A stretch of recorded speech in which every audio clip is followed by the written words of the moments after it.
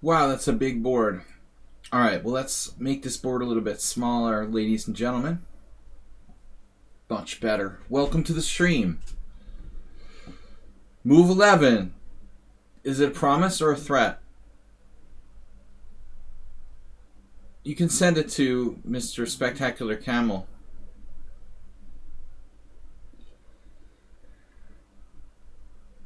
Mr. Camel. Camel Mr. Mr. Coffee, what's up? What is up, everybody? I'm always a few minutes late for today's stream. Thursdays are a busy day. We've got subscriber stream, game analysis for the subscribers, of course. Let me mention this on social media because I love social media so much. Ta-da! Reddit. We can put it on Reddit. That'd be funny. I've never submitted anything on Reddit. Choose a community. No, I'm not going to submit it on Reddit. I don't know Reddit. Alright. Just kidding. I'm not a Redditor. Mr. Coffee, are you a Redditor or a Twitch mod? My daughter said they fit into different categories of nice guys. Twitch mods and Redditors. Alright, what do we do here? Subscriber stream with analysis with chess with analysis of your chess games. How about that? Analysis of your games. Join us. Boom.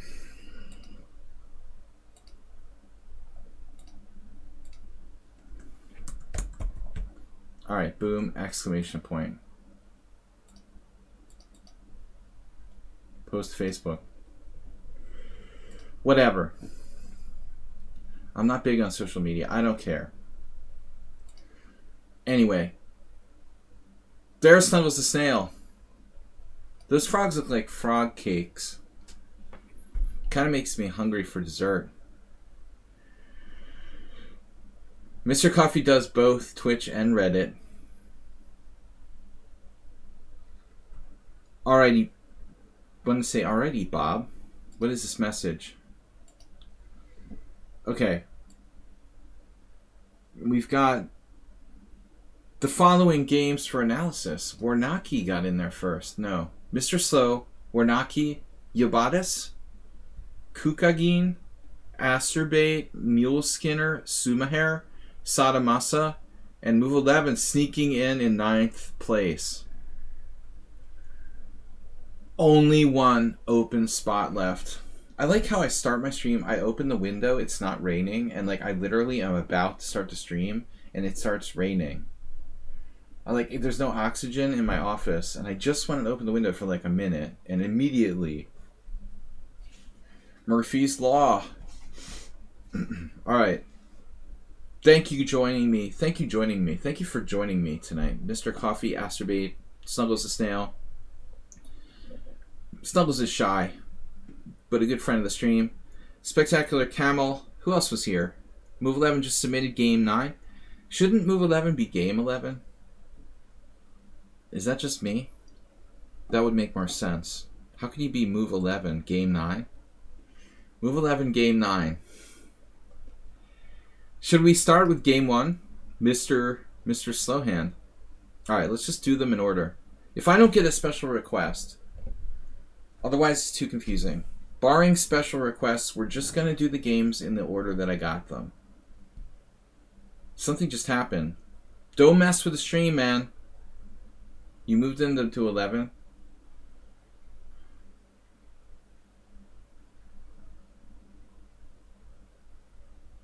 You made him number 11. That's great. It's going to be like a building where there's no 13th floor, okay? Jans. So, Ntima versus Mr. Slowhand. Welcome everyone to my stream again. For the last time, I'm welcoming everyone. We are doing analysis of games for my subscribers. My way of saying thank you for being a subscriber to the stream. The first 10 subscribers to submit games to stream, we analyze live here. Usually best to submit the week before. I don't have a lot of place left. Only one. And that last spot costs extra money. Coach Yo, whatever. Yeah, I'm going to pour me a beer because we don't condone the use of alcohol on my stream. By the viewers. Only by the host. Alright. But you can't see any promotions or labels. My beer is in a paper bag. We always drink our beer from a paper bag here. Alright, this is Mr. Slowhand playing black against a player named Antima. E4, C5. I'm going to turn off this engine. Smart chess player. Super smart chess player. Not just smart, but super smart. Alright, beer gives me energy. It has healing powers.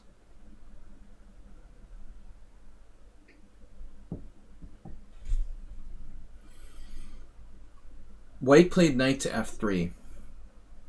Strong move. Knight c6. And now d4. Mr.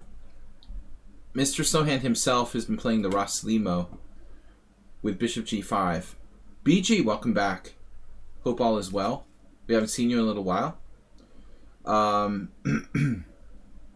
Thanks to all of you for being subscribers. Or not. In the case of some viewers. I won't discriminate. So knight to c6, d4, open Sicilian, cd4, knight d4, knight f6, knight c3, e5. Mr. Sveshnikov. I was just on Facebook, and a friend of mine on a Facebook friend of mine, not a deep friend, but a friend of Facebook, Vladimir Ochotnik, Grandmaster, he just posted how he's played 600 games on both sides of the Open Sicilian. Or sorry, his exact post was he's played 600 games in the Sicilian with both colors, and he's never had a Sveshnikov. I think that's possible. He plays weird, systems. 600 games in the Sicilian, you've never had a Sveshnikov. Okay, so this is the Sveshnikov when black plays d6. Wine may be better. I've got some wine, actually. It's too late, though. I opened the beer. Wine probably is better. It's different. Now you made me, question my decision to drink a beer. When I could have had a wine instead. I always felt that beer makes me more sleepy, where wine doesn't have that effect. Of course, after 8 or 9 beers, I'm not as sleepy anymore. D6. Seriously, now. Okay. White is the 1900, and we're basically in the main line of the Sveshnikov. Now, knight d5 is all the rage. This is weird. Prior to the Magnus Carlsen Caruana World Championship match, this was always considered to be a, B-side. Now it's oh, everybody plays 95.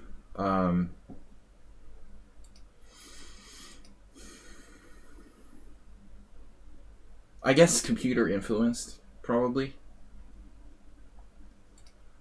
But the big question, still is between bishop g5 and I guess 95 now. Of course, the downside of 95 is that it exchanges pieces. But f3 is new to me, man. That is new. So the problem is if after f3, a6, and b5, yeah.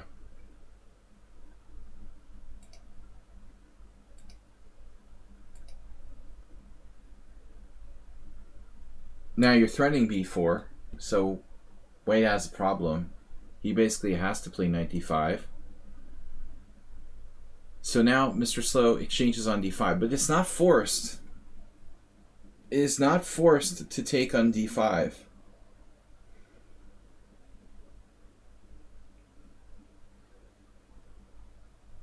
All 4 games where this position was played, where knight takes d5. The Lasker Pelican. Poor Sveshnikov just doesn't... He still doesn't get credit. It's just wrong. There's still... Really, it should be like the Lasker Sveshnikov variation. Who the heck is Pelican anyway?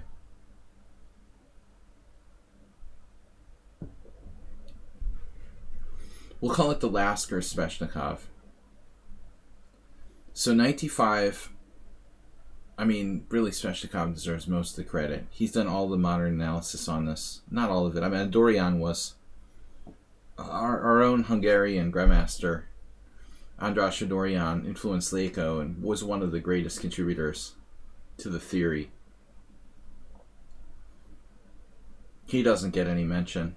He's kind of a black sheep in the chess world.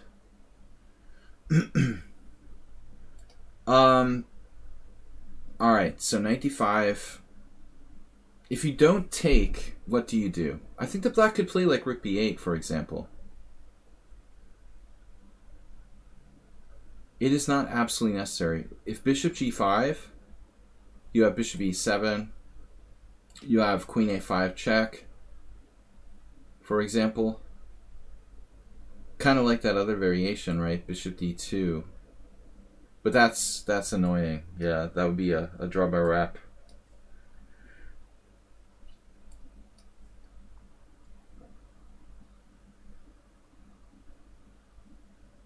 This doesn't look...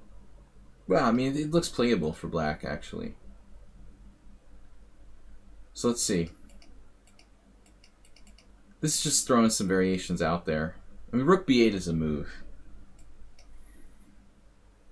It just doesn't have, you know, it doesn't have any games where this has been played.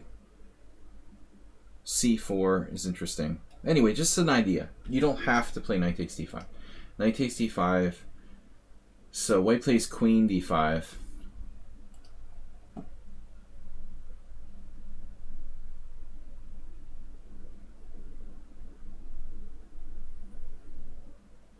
I mean, basically, when you play the white side of Sveshnikov, you like this pressure on the open file. And when you have to take with the pawn, you've lost all your pressure on the open file. Thus, it's just a weird sort of Najdorf. Queen takes is safer, less pawn moves. There's this one game here from Slovenia. Igor Yelin, who's a Slovenian. I am. My generation. Bishop b7. Mike Spiel. Is it currently possible to play against me? It is not. We're just analyzing games tonight.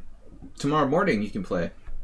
I'm going to host a Blitz stream with open challenges, 11 a.m. CEST, Friday morning. Right now, just focusing on analyzing my subscribers' games. Their games is.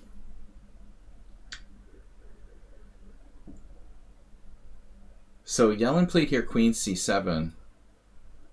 What about other ideas? Queen b6, bishop b7,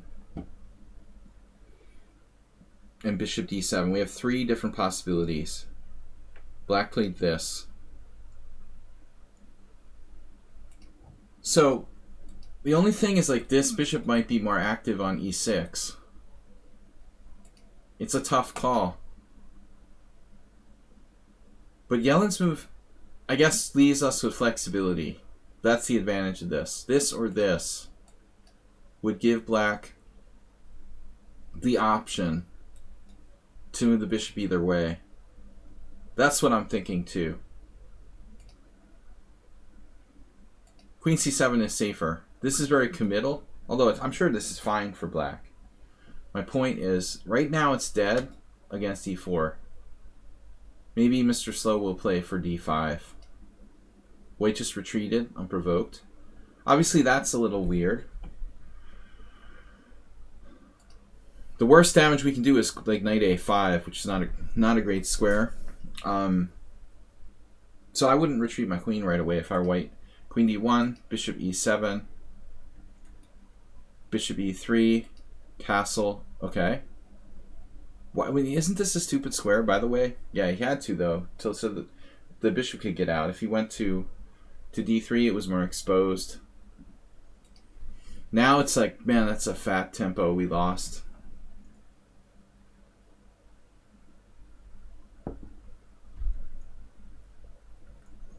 So I want to break out with d5 or f5.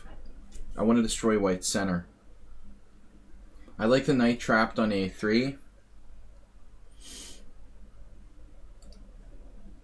We can consider d5 right away, I would say.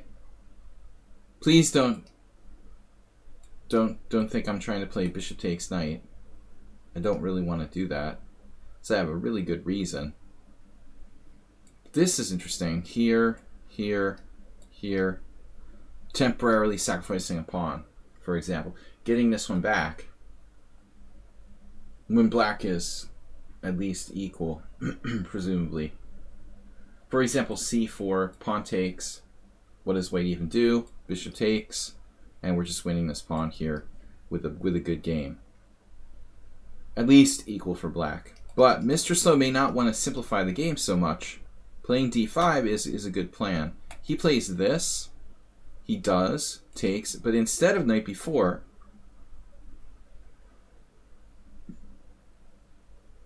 there's the knight d4, r2, d2.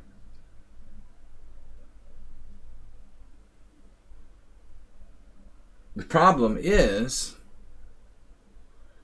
c3, obviously. Maybe it's not a big deal. If he plays c3, we can play knight f5. There are tricks with bishop h4 check. Maybe not a big deal also. But white's just lazy. The typical human being. He just takes right away. Why? It's a strong knight. It's a fast game, by the way. Usually Mr. Slow doesn't submit blitz games. Yeah, I mean, I think knight d4, c3, knight f5. We've obviously got to look at this, but I don't see anything. But it's possible there's some crazy stuff going on.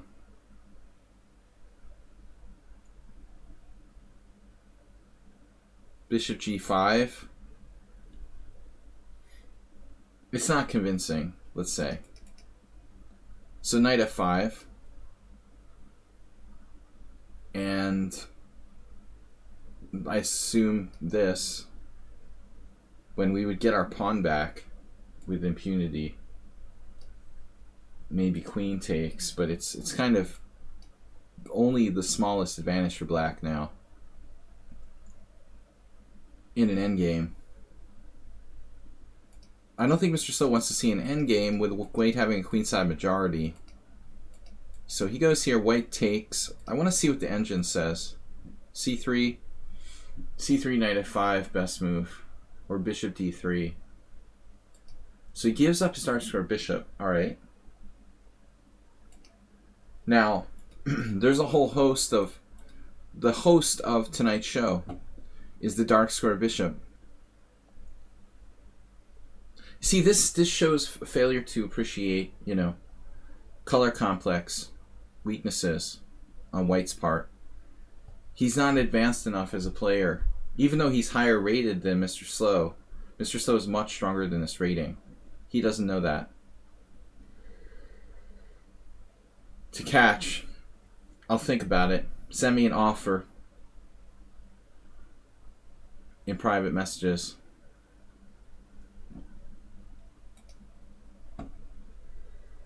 So we've got bishop takes d4.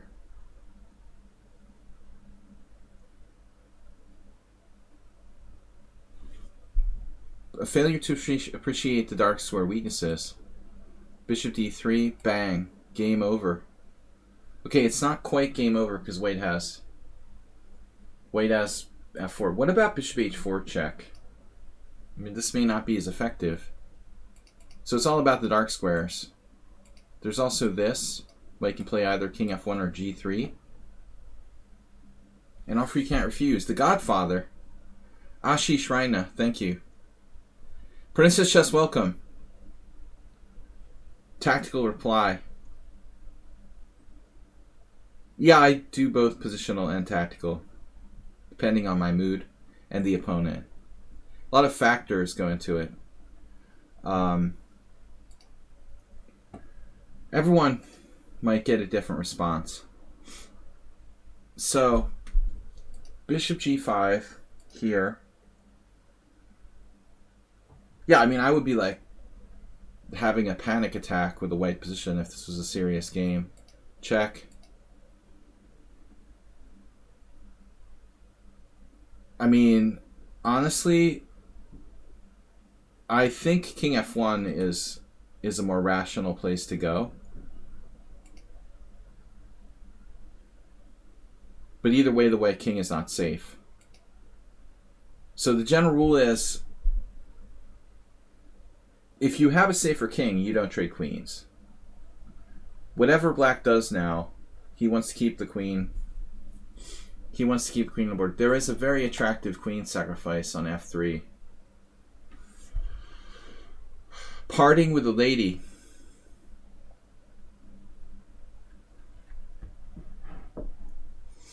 What about,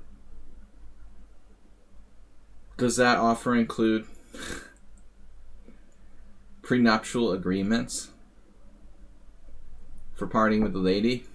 Queen takes f3 check, pawn takes, bishop takes check. I feel a queen sacrifice coming on. Oh no. So just humor me here. What if white tried to trade queens with queen b3? Very natural move. Queen f3, pawn takes, bishop takes check. Nowhere to go. Bishop here. Bishop takes check, king e1, and then we win. We win the queen at the minimum. Up like several pawns. I mean, that would be the very bare minimum. There's no mate here. So white seeing the writing on the wall. Yeah, this was a crushing victory. Rook e4, beautiful exchange sacrifice. 2 bishops. White's rook is out of play. This rook, it's epaulets. The white king is not safe. g2 is hanging. And there's no way to protect g2. And nowhere to go. Nice knight on a3. So queen e1. And then there's a mate. My gosh. My gosh! Potato king. Wait. I don't know about that last step, but it was a doozy, right? This is definitely stronger. Yep. Mr. Slow had some sort of torment on his mind here. He torments his opponent with queen e2, rook e8, the tormento. So he saw the other move, but decided to torture his opponent. With a mean sort of variation instead. Always tempting when the opponent will not resign in an overwhelming position. Another tempting move is like d3. That would eventually give him an escape hatch over there, though. Can't be too careful. Rook here is cute. And then mate. Good game. Very, anyway, very aesthetic is what I'm trying to say. Welcome everyone to our stream. That was our first game for subscriber analysis tonight. Don't forget to support the stream. I can't do this without you. Astrobate, Mr. Slow this week, donated 500 bits. Appreciate that. With another player with a small donation, Move 11 donated a gift sub. Appreciate it. Support your favorite chess streamer. Don't know who that is, but just saying. Don't forget to support your favorite chess streamer, even if it's not me. I don't know how that's possible, but it could be. Hello, hello. Warnaki. It's cool to have ooh here. I love the ghost voice. I'm bad at that, though. Almost didn't make it. A5. They're not called high fives, they're A5s. Princess Chess. When you do it with Warnaki, you're like A5. To catch, Astrobate. To catch, thanks for following. What do I got here? 100 bits from Astrobate. Susi Imposter. That must be another imposter. Theo followed earlier today. We had Astrobate's bits. Thank you. Alright, anyway, this was like a slaughterhouse game. Mr. Slow is rated 1863. He's been 2100 like FIDE, I think. Maybe higher. So he's massively underrated. This poor guy, like, playing him was just like taken to school. Didn't know where he was, like, after 10 moves. It's not fair to play Mr. Slowhand rated 1863. Warnaki is up next, just in time. All right. Second submission from Warnaki. All right, what do we got here? Warnaki versus Son of Sam. No, the Shin of Quinn. Beware, wrong time control, wrong opening. Whoa! Wrong game. Alright, let's see. Warnaki, I know someone else here who plays the French exchange variation. But I've instructed Princess Chess to implement the C4. I think this is much more dynamic. When you introduce the concept of the IQP into the game, these French defense players are suddenly like forced to play open games where they're not that well versed. Princess Chess, how did your training game with that IM go? I saw you had a game like this somewhere in my travels. See, this is exactly the kind of thing you want to get against that guy. Said player against Princess Chess hates like wide open tactical positions. He's a solid positional guy. If you get it wide open and tactical, you can kill people like that. They don't like this. It's not objectively that good, but players who really specialize in closed games are going to be unhappy when you play the French exchange with C4. I think it's much more dangerous against the French players. Even if objectively this doesn't offer white an advantage, it's much more dynamic. Anyways, alright, whatever. Knight f3. It's the Wang Hao Petrov. Wang Hao retired from chess. I guess he had enough of criticisms from me and Garry Kasparov that he just hung it up. Obviously his love for chess was very deep. If he could get to 2650 or 2750, you must have very deep love for the game.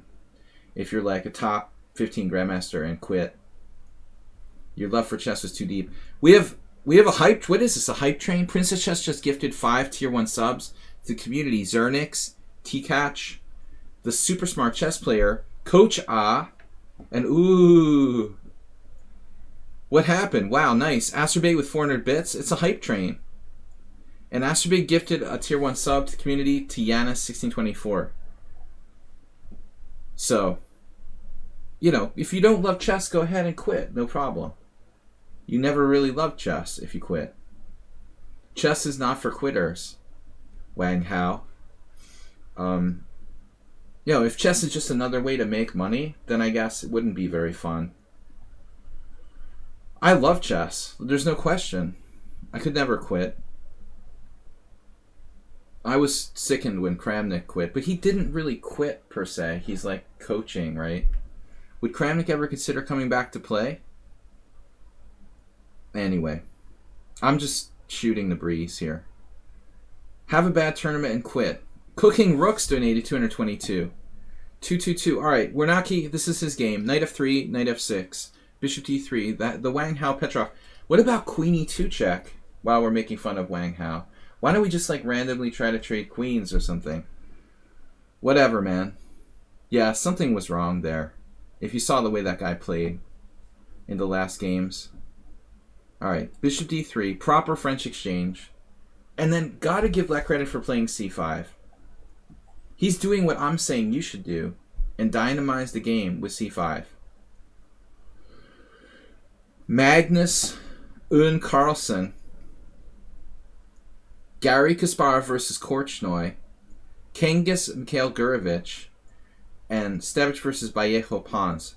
4 great players all played c5 with black. You gotta really admire that, you know? c5 is a gutsy move. Astrobait with 1,000 bits. Astrobait. It's not even the beginning of the month. You're going off. It's not even Sunday.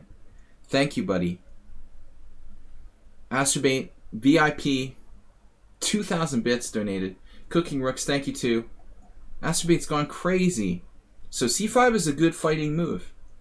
He's doing what I'm recommending white does in reverse. Now you've played bishop d3, so bishop b5 check is not a danger.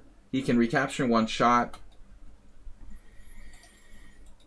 Okay, I don't know the theory here. A hype train is on the way. Move 11 just donated a gift 1 sub. Cute little baby penguin. Aww. Isn't that nice? Cute little baby penguin is watching. You gotta love that. Alright, Move 11, way to go. Guys, thank you so much for your support. Tomorrow's my last stream of the month. We're ending the month with a bang. We're knocking with 50 bits. So c5, what does white do though, you know? See, the thing is, I'm thinking castle here. Most people are like, oh my god, he can play c4 and I'll have to play bishop c2 or bishop e2. But I think you castle, and if c4 rook e1 check. Dude, Warnacki. Too passive. No, c3 is unacceptable. Even a cute little baby penguin wouldn't play c3. Maybe a cute little baby penguin would play c3. This is, you're white. Have some spine with the white pieces. Even though you're playing the French Exchange, what are you afraid of? Gotta be dynamic. We got a castle here. And if he locks it up with c4, you have rook e1 check. You have options to retreat back to f1. This is Carlsen playing black against Fontaine, by the way. And Gary versus Korchnoi. Later, white will break up the structure with b3. Try to break up the structure. Mule Skinner, welcome. Give him the isolated at least. What does that mean? Yeah, but Coach, I don't like taking on c5 unprovoked that much. I admit that it's playable. Yeah. I mean, you're giving him the straight shot out with bishop c5. Yes, of course. Coach A is never wrong. D takes c5 is playable. But castles is probably best. If you prefer an open game, maybe you're right. Maybe Coach A. Get them in an open game. That was the spirit of the thing in the first place. All right, I accept. I accept D takes c5. If you're Wang Hao, you play queen e2 check here and grovel for a draw, or attempt to grovel for a draw while losing in the process. No. c3, knight c6, and then castles. Show us your passivity. Basically, you're playing the way that Princess Chess's opponent played today with black.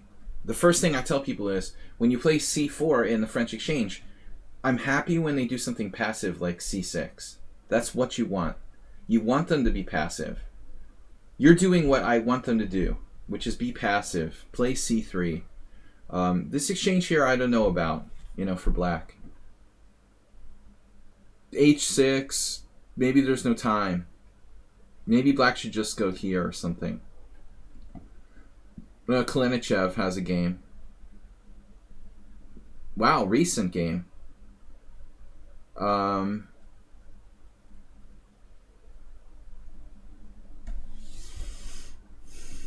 Older grandmaster trainer from Germany.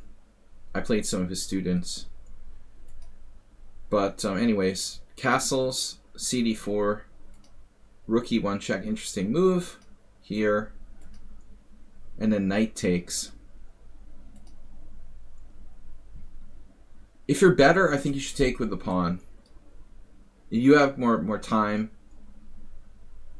You want to play aggressively with IQP, and probably if castles, we play h3 to stop bishop g4, I would say. This is like a safe move. It's equal. But I don't think you have a significant advantage. Castles, knight c3. This is Brandenburg versus Sakdev from 2012. I played her. I don't remember the game at all. It was here in Budapest. Really don't remember. It was a draw, I think. It was a fighting game, but a draw. The beautiful Tanya Sakdev. She's like a kind of chess celebrity. Indian WGM. Very often seen like doing video commentary on like Chess 24, I guess. But castles, knight c3, rook e8. Funny how I can't remember a lot of my own games. I used to be able to remember them all. Now there's like games I just totally even spaced on. I don't remember even what opening it was or what color I was. Rook e8, bishop g5. Now you're getting active. Now Warnacki has some bite in his game. I like this. We got active pieces. Maybe queen f3 next. h6. You know, I will say on another note that this is also a good move. Probably. But maybe bishop g5 restricts black more by tying them down to the d5 pawn. In this kind of structure, it's like whoever is the first one to really tie the other guy down in these symmetrical IQP positions. Whoever like takes the initiative first gets a stable advantage. I'm the first one to attack d5. That's good. Bishop g5 is a way of attacking d5. So you took. We need like a cash register emote. Or some, you know, I need like a sound effect. Can we get a cash register sound effect? Like ka-ching. Very popular. It's very popular to cash in. But you got to think about this all the way through. Is this enough? Bishop f6, rook e8 check, queen takes, knight takes d5, forking here, hitting f6.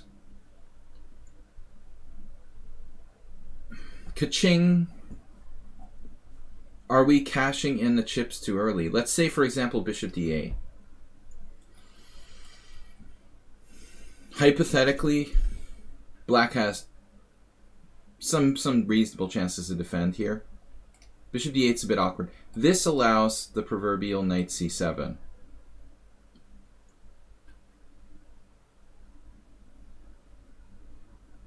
I'm looking, but I'm not finding it. What about... Yeah. And then finally, if he plays like queen d8, we're just up a pawn in an endgame. Although this is not a walk in the park. It's obviously highly unpleasant for black. Though there's no easy wins. But I wonder, is it better to take the pawn or hold off?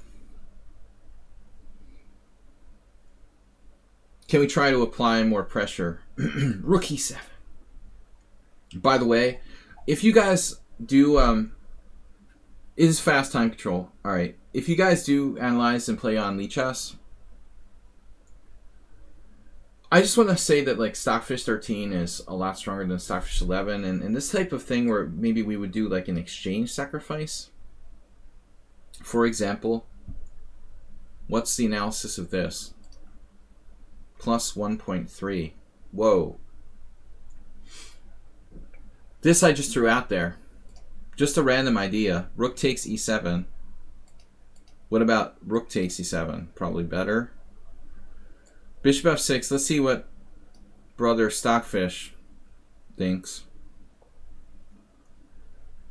Brother Stockfish considers white to have full comp for the sacrifice. It reminds me a little of that other thing we looked at, move 11, together. Not quite as strong a version, though. So, I'm just trying to teach everybody to be thoughtful, not to cash in too early. Computer agrees with your decision here. You want to consider all your options. This is a fast time control, so you got to go with a simple line. Take, take. You didn't take here. And all this time I thought you were being materialistic, and you didn't go for it. You're like, no, I'm going to play solid. Another idea is bishop c2 with the Aster mate. It's like a criminal charge. Attempted Aster mate. Queen d3. Aggravated Aster mate. I'm not even drunk, and I'm laughing at my own jokes tonight. So you have all different ideas. I will comment on one thing. Again, this pawn structure, these two bishops, and in general, like, bishops don't like symmetrical pawn structures that much. I think Nimzovich did that where he doesn't take the IQP. He had two bishops. His opponent had two bishops, move 11, in the game I think you're referring to. And Nimzo didn't want to, like, liven up those bishops. If you take the pawn, you liven up the bishops. But that was a much different structure. That was a much different game, where Nimzovich was playing for like some blockade with the two knights and squares, outpost squares. He had much more control of the position. So I understand. But Queen e1 is pretty lame. Alright. You're only gonna garner a draw here by exchanging pieces. That was a stubborn move by the opponent, not trading queens. And so here you're stuck now. Well, he's overprotected this. I wouldn't want to play this against Nigel Short.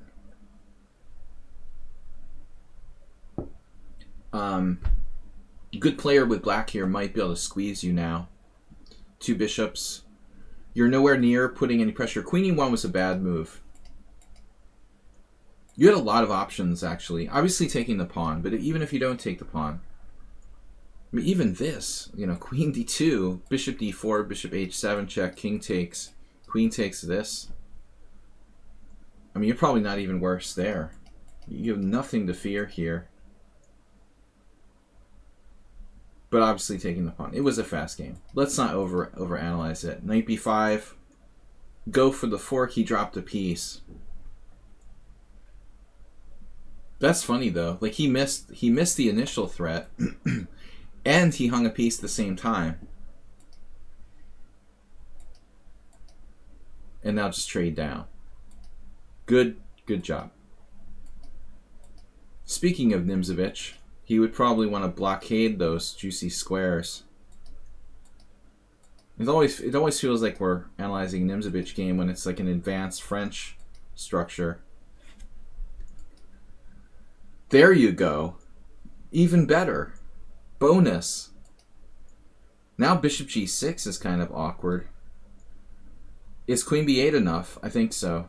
Oh, you have queen b8 here, king f7, and rook down.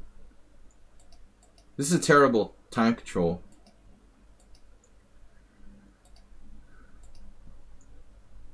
Now you're trapping his rook, I guess. Attempted rook trap. I would assume rook c8 check is a good move. You waited till next move to do it. This wasn't really high quality Warnacki.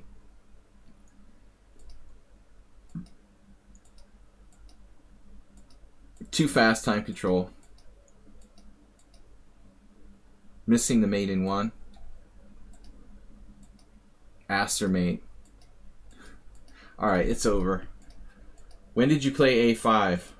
There it is, the a5. It took move 39 to get it in.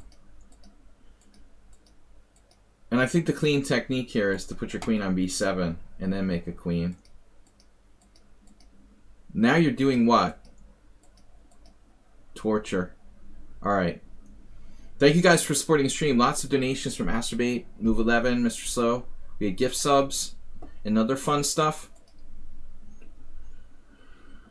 Warnaki, cute little baby penguin. 22 viewers, but a very, very fun and loving group here. Alright, Ubatis is up next.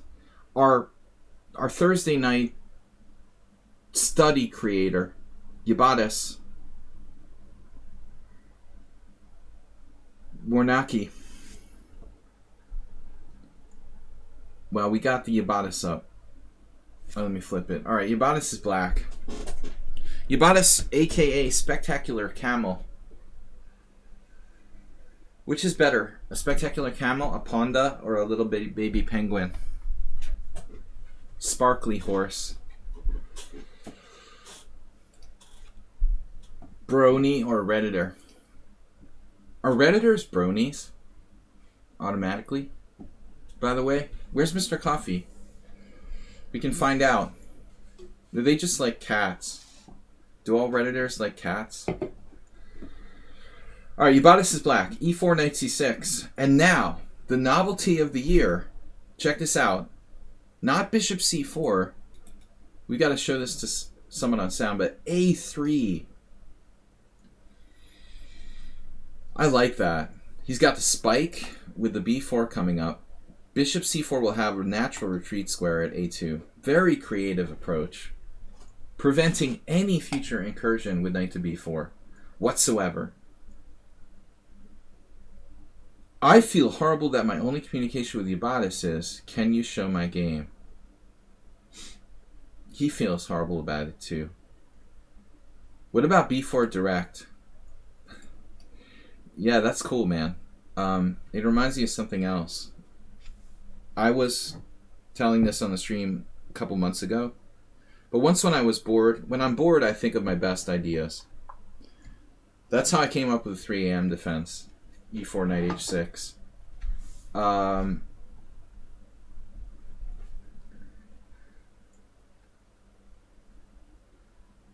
Yeah, move 11. I was thinking against Trompowsky, it would be funny to play. How is it? Sorry. In the Trompowsky, it would be fun to do like d4, knight f6, bishop g5. What am I thinking? Now I'm forgetting what I was thinking. Bishop g5 here? I think I'm losing my mind or something. I can't remember what I was thinking. Alright, whatever. So we're at the game. Move 11's suggestion is a wing gambit with b4. Seriously. That's not that stupid. Why not? I mean, it's a common idea in the Sicilian. I mean, it could even like transpose to a Sicilian wing gambit, couldn't it? How would that happen? Let's say you could get one of these, like e6. Let's say knight f3, c5. Dude, bang, it's transposition. You're a genius. It's the wing gambit.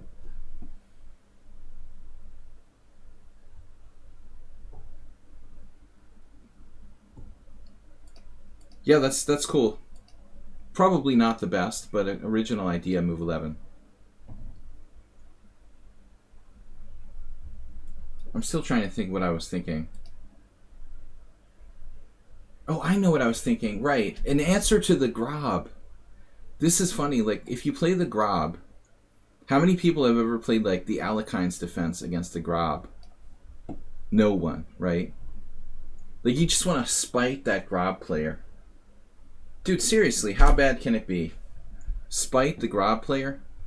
If g4, knight f6, g5, knight e4. Spite the Grob. Or you can do it on the other side. In answer to b4, we can play knight c6. How do you feel about that?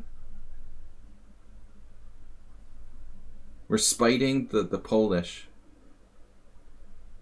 The Polish spite variation. b4, knight c6, b5, knight d4. Okay, it's not good. I have to qualify this to tell you guys that these moves are not really good. The problem is if you spike the Grob with g4, knight f6, g5, knight e4, white has d3. Don't believe everything you hear, right? This isn't good. It conveniently protects g5 and attacks the knight. Black is screwed, right? But we can play the more interesting knight h5 with a playable game. All right, blocking that h pawn. I'm not real enthusiastic. It was just an idea. But I'm having fun. b4, knight c6. Again, if b5, knight d4, d3, white is clearly better. But you can play knight a5. It's also possible to play like some kind of psycho weird move like this. Probably the safest thing is to go home. g4, knight h6. Yeah, it's not great. Because if g4, knight h6, h3... This is actually quite bad for black. The knight is sidelined on h6. If he goes ahead and plays g5, yeah, probably it's a move, I guess. Anyways, we're off the track. Here. Yeah, knight g8. Exactly. Knight g8 is probably best. I think the computer said the knight h5. I seriously looked at it with the engine. If you really want to go there, I think it was g4, knight f6, g5, knight h5. I'm pretty sure this is the best move. Because there were some tempting variations.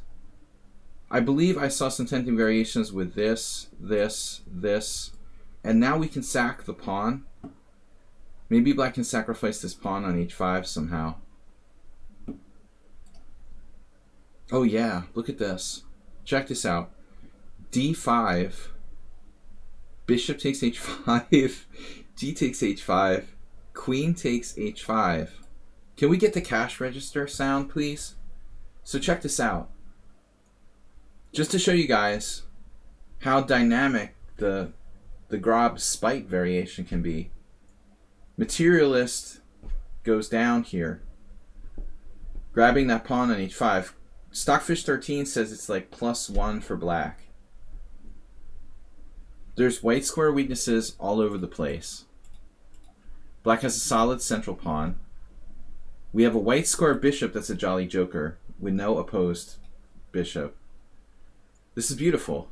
It's beautiful. And so the same thing applies on the other side of the board. The spite, only if white's stupid, right? He does something dumb like this. e5, bishop d2. Actually, this variation isn't even possible. I'm here. He can't even line up a double attack against a5. Black is already fine here. Solid position. Let's just say he takes. Take. Fine for black. Thank you for the dark square bishop. Anyway, I'm sorry. We got way out of the game. So bishop c4. Delayed bishop c4. All right. e6.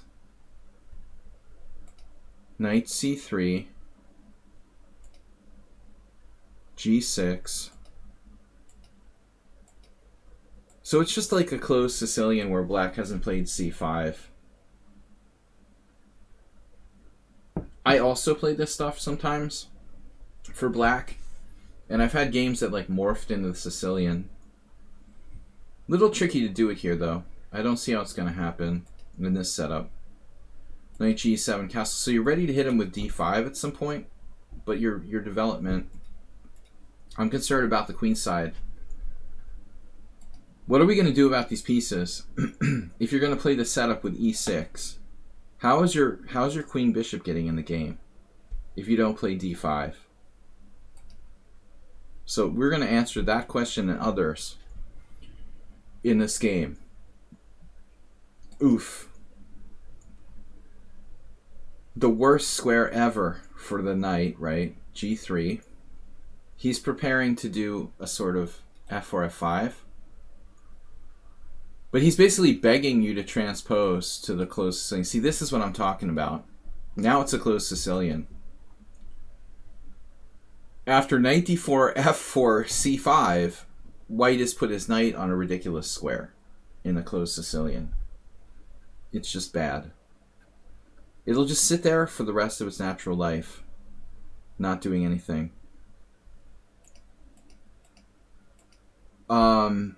Yeah, I mean, knight g3 is a weird move. He should probably develop the pieces. Maybe something speculative like this. What would princess chess play?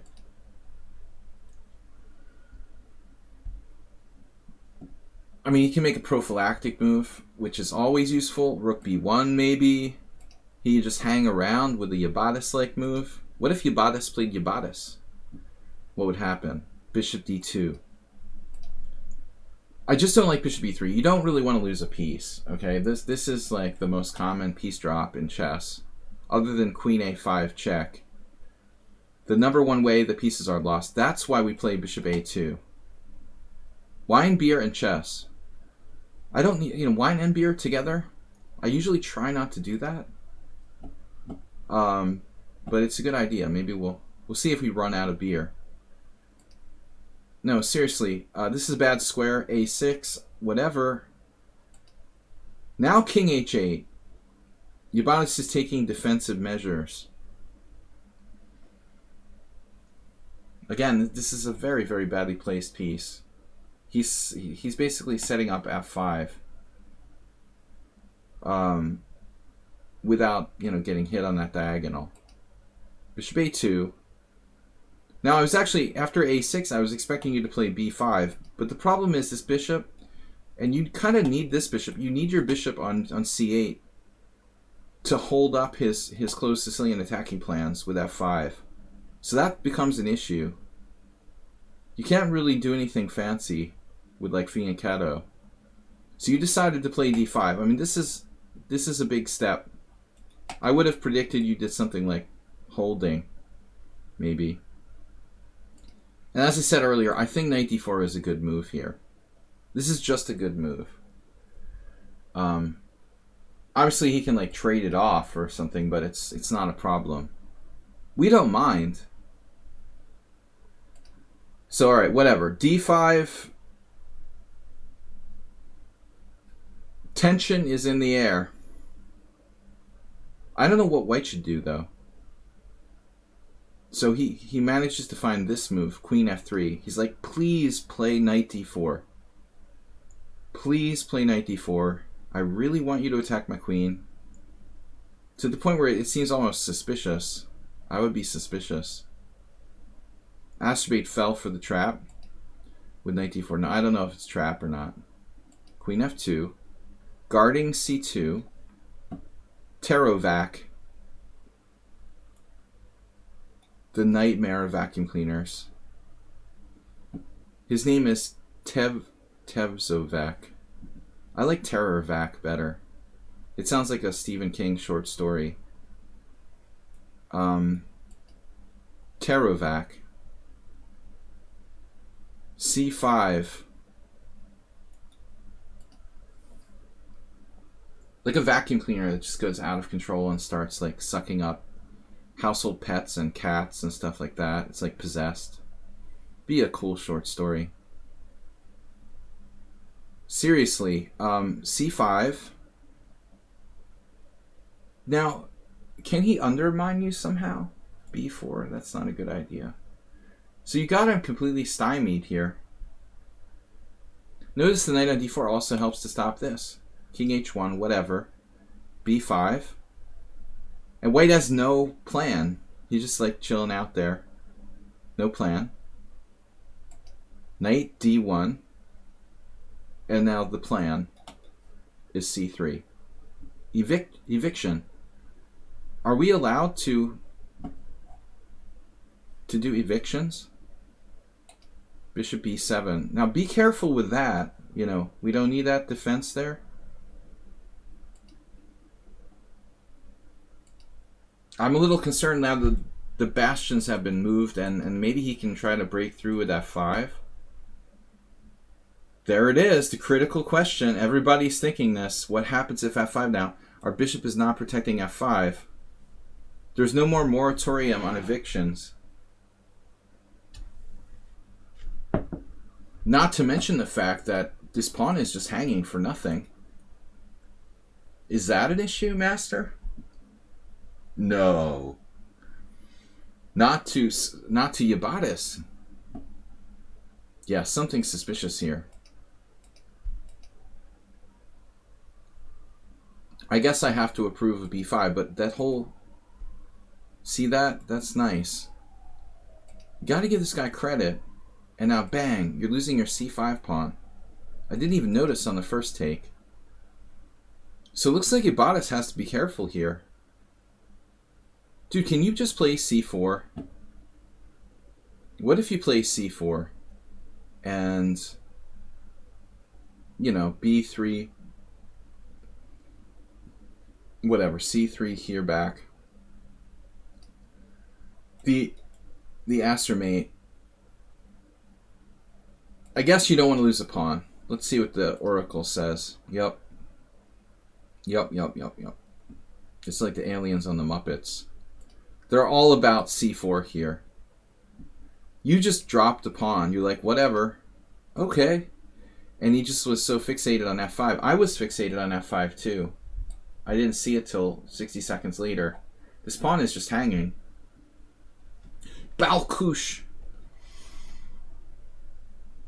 How do you guys feel about me now that I have the COVID look? COVID lockdown look. I'm turning into Jack Dorsey.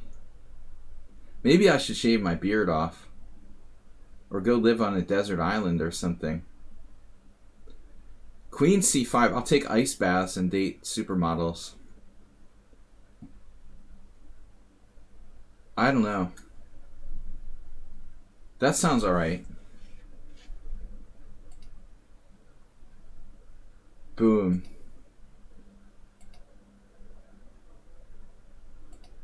f5. E takes f5. E takes f5. Knight takes f5. Knight takes f5.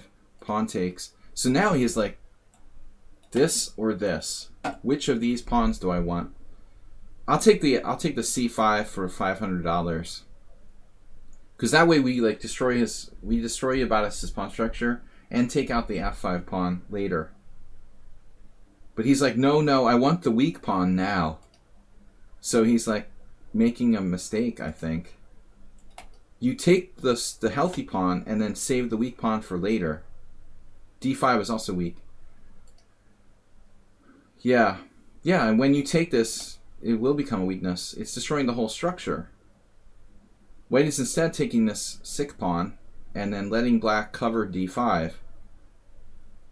But Yabatis just plows forward with a new plan. You know, truthfully, maybe black still has something here. Maybe he would have done what he did in the game with some sort of d4. This idea of this, and this,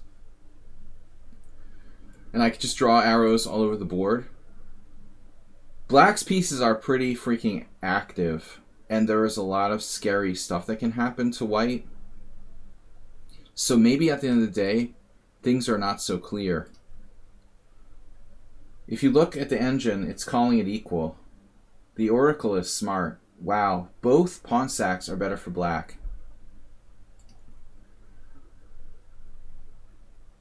This is the problem. The white pieces are in a little shoebox on the back two ranks. Here, let's just we'll draw the shoebox. Inadequate piece spacing for white.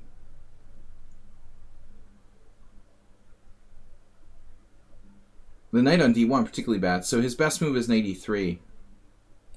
Alright, that's from the Oracle. But bang, and now we've got knight e5. I don't know, man, but it looks good.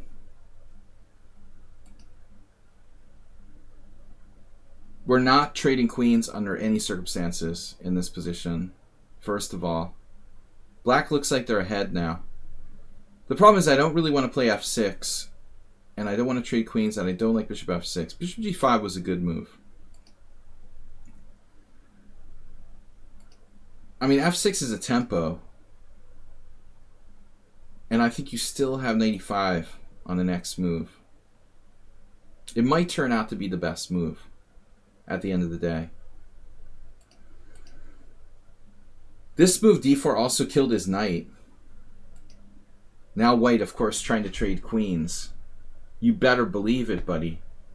We are not trading queens with you. 0% chance of that. Queen g6. Never trade queens when your king is safer than the opponent, unless you're up a significant amount of material.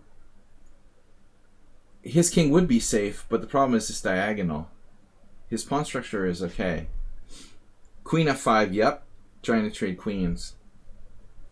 So now Yubatis could continue with queen h5, I guess. But we have some issues with bishop f7. Maybe not a problem. I'm attracted to queen h5. It's adventurous and fun, but perhaps ultimately too dangerous. Bishop f7, queen e2, rook f2, queen check, rook f1. Realistically, it looks like we'd have to like allow a draw by repetition at best with black here. So Yubatis allows the trade of queens but goes for the d3 pawn. You gotta love the bishops, the Ginsu effect here. Post-simul analysis, no. This is just random submitted games, Balkush. Simul's are on Sunday. Our next stream will be the Friday Blitz tomorrow morning at 11. After that, Sunday at 6:30, you can be in the simul yourself. David Vigorito and I are old friends, and we both are believers in putting bishops on the long diagonals and taking things. That's the idea. The only good viewer is a drunk viewer.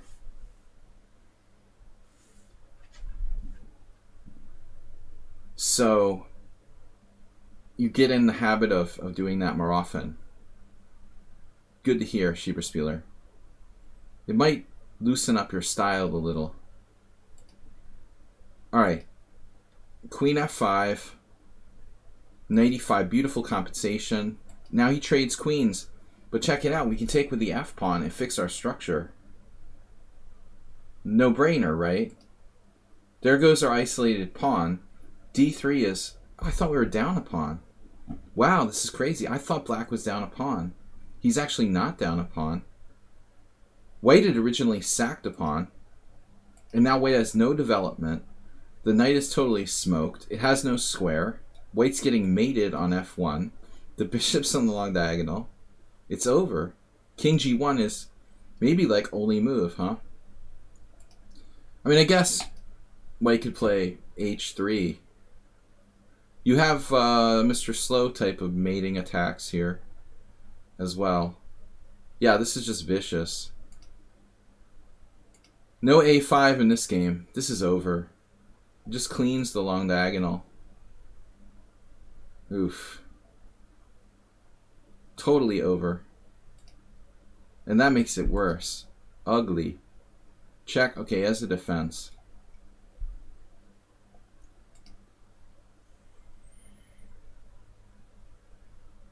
So rook. Oh man, if only bishop takes d4 wasn't check. We'd be completely winning on the move. This feels like a puzzle position. I was going to say rook e8 wins because of the mate there. But he has bishop takes d4 check, pawn takes. I expected knight here. What about knight f2?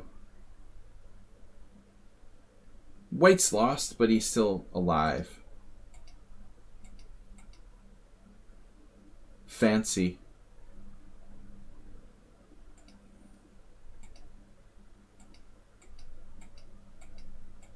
Very good. All right, good game. Yeah, that was another game that turned into a massacre, kind of like the first game we looked at. Massacre. You can feel free to submit a tough game. This is Kuki Gina playing white against me. This is a simul game, actually. I don't think Kuki Gina is here. e4, c5, knight c3. The princess chess approach. e6. Spieler Schieber, drunk version. Knight c3, e6. I like this e6. I don't play it much, but it's okay. So we're going for d5 in this instance. The most common move is g6. But I play that all the time. Game is on. Game is on is not in the list. Oof. Game is on. Did you submit a game? There's still time. You could be the last game for today. We did not get your game in the list. Submit a game to Yabades. Iobates.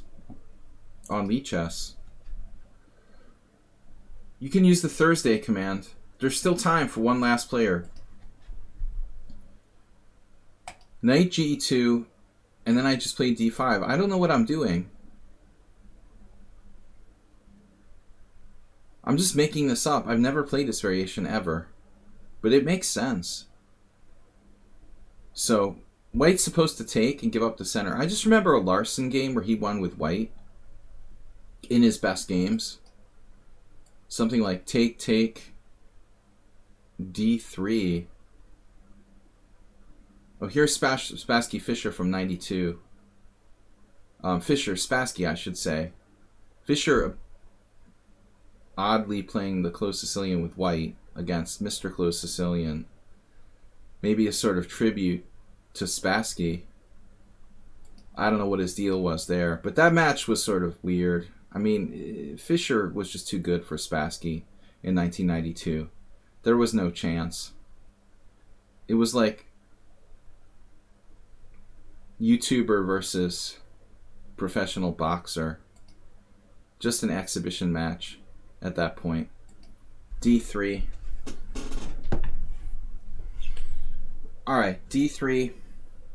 So I can take here. No? What if I exchange pawns on E4? I decided to go for it, though. So we got a game that was very similar to Yabadis' type of setups. I think this is like equal, probably. The Oracle says it's equal. Right move 11, Jesse Cry would claim that this is better than D4. I mean, he would make some kind of blanket claim. This is definitely better than D4 in this position. It's like, how do you play against the Dunst opening? Spassky would be a YouTuber if we had that match again. Dude, he could be relevant again. Bring Fischer back from the dead. Alright, D4.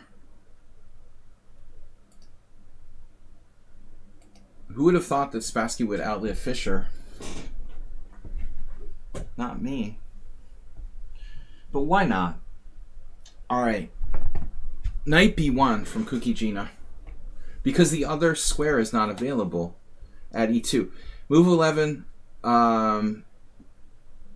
I'm sorry, not move 11. You confused me. He said Spassky would definitely stream for Chess 24 if they were around. Anyways, whatever. Alright, so here, E5, and then A4. White's playing in the spirit of the King's Indian. This is essentially a King's Indian / modern defense reversed. White is playing the modern defense. I'm playing the white side of a modern Queen's pawn modern. Mubai is my game submitted. I don't think Mubai can tell you that. Yabadis, did you get a submission?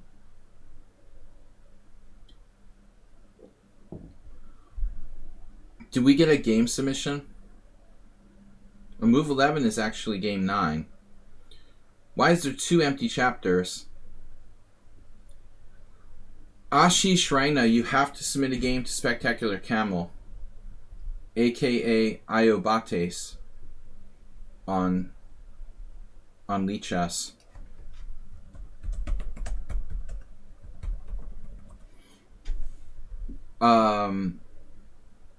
I think this is like basically Makaganov, King's Indian, where colors are reversed. But I'm ready to play here.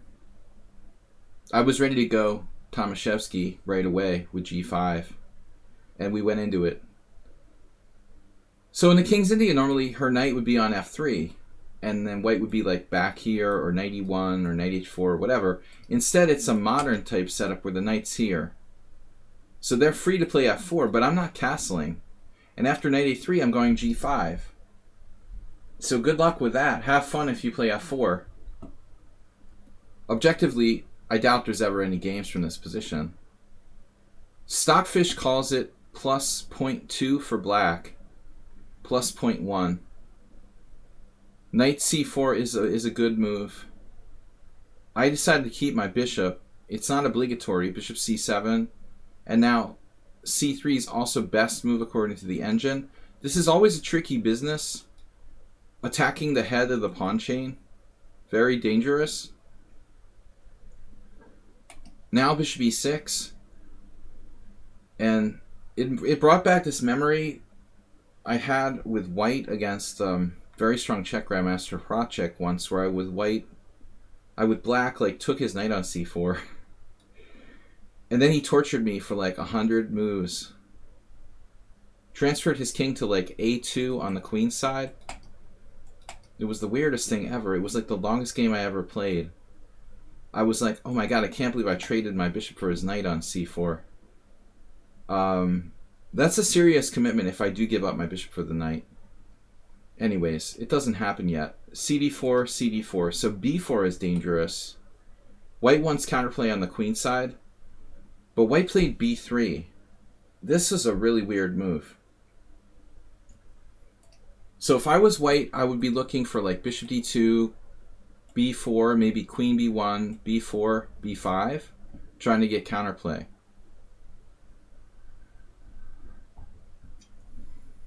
I thought of David Vigorito, Move 11 mentioned my friend, author and IM. David's very good at positional play, and he often won games in Petrosian King's Indian structures like this, where he would like take this and then lock down the b4 square. So if we could take that and, for example, play a5, it would be better though if my bishop was here and I could just like exchange bishops. What I'd like to do is essentially achieve this type of thing where I'm playing bishop b4 and I'm trading off my bad bishop, and then achieving like two knights versus bad bishop and knight. What we want to do is lock the position, and ultimately the goal for black is have a totally locked position where white has a bad white square bishop and I just have a monster knight, and it's just a disaster for white. So if I can trade and get that kind of thing. So it was weird. b3 was a weird move. I just played queen d7. I'm not sure where to put my king. And white plays f4. This seemed inconsistent. It just seems inconsistent for white to play b3 on the queen side and then play f4. But I misunderstood b3. You know, I thought that b3 was somehow about trying some weird thing here with like, I thought white was trying to play bishop a3 as a means to playing like b4. But they were simply, it was just simply a defensive move reinforcing the knight on c4. White never was really thinking about bishop a3. They were simply recapturing the b pawn and then reverting back to their standard kind of plan with f4.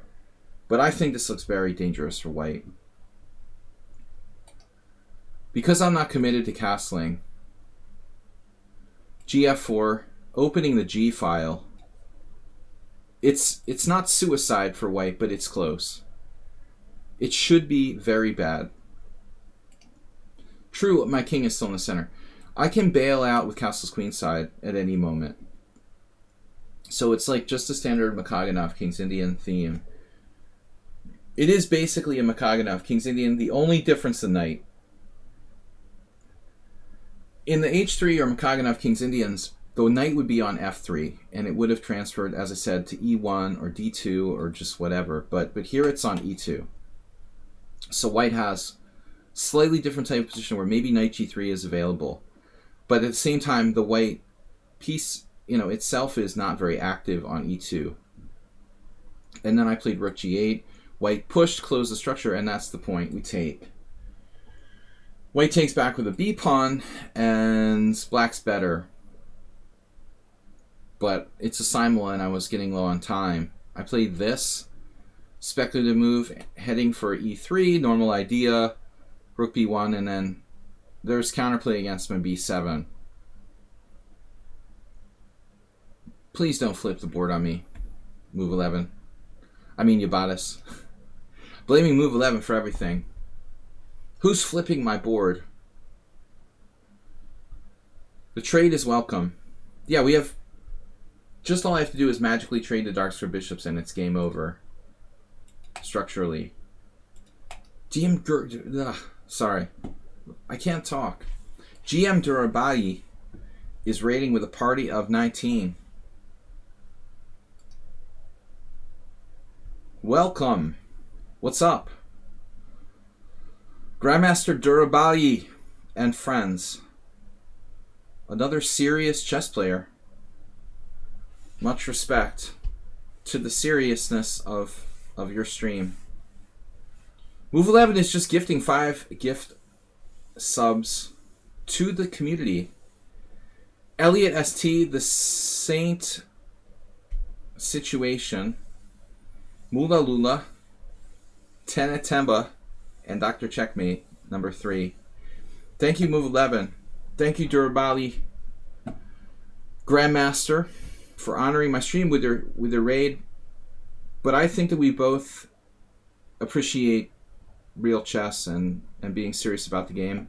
Guys, check out his stream as well. He's relatively new to streaming here on Lichess and Twitch. So please support Mr. Durabali in his efforts as well. I think, like myself, he really tries to strive to be serious about the game. Excellent. I saw earlier he was also doing game analysis of his games and subscribers' games. So similar ideas how to approach streaming. But this game anyway, I was offered a draw here. And I think I'm better. The only reason why I took a draw was because I was playing a 25 board simul and I was getting low on time. I had to play like 20 boards with 10 minutes left. This wasn't going to be easy, and strategic positions like this take time. It's not so simple. Like my b7 pawn is hanging. So I was very strongly tempted to play this, but if I go in and she takes and I take this and white like takes this, I didn't see anything clear. Like I didn't see clear justification for sacrificing this pawn, and I was hesitant, so I just bailed and took the draw. I knew that I was better, and I think the engine agreed, but it's not that clear. Yeah,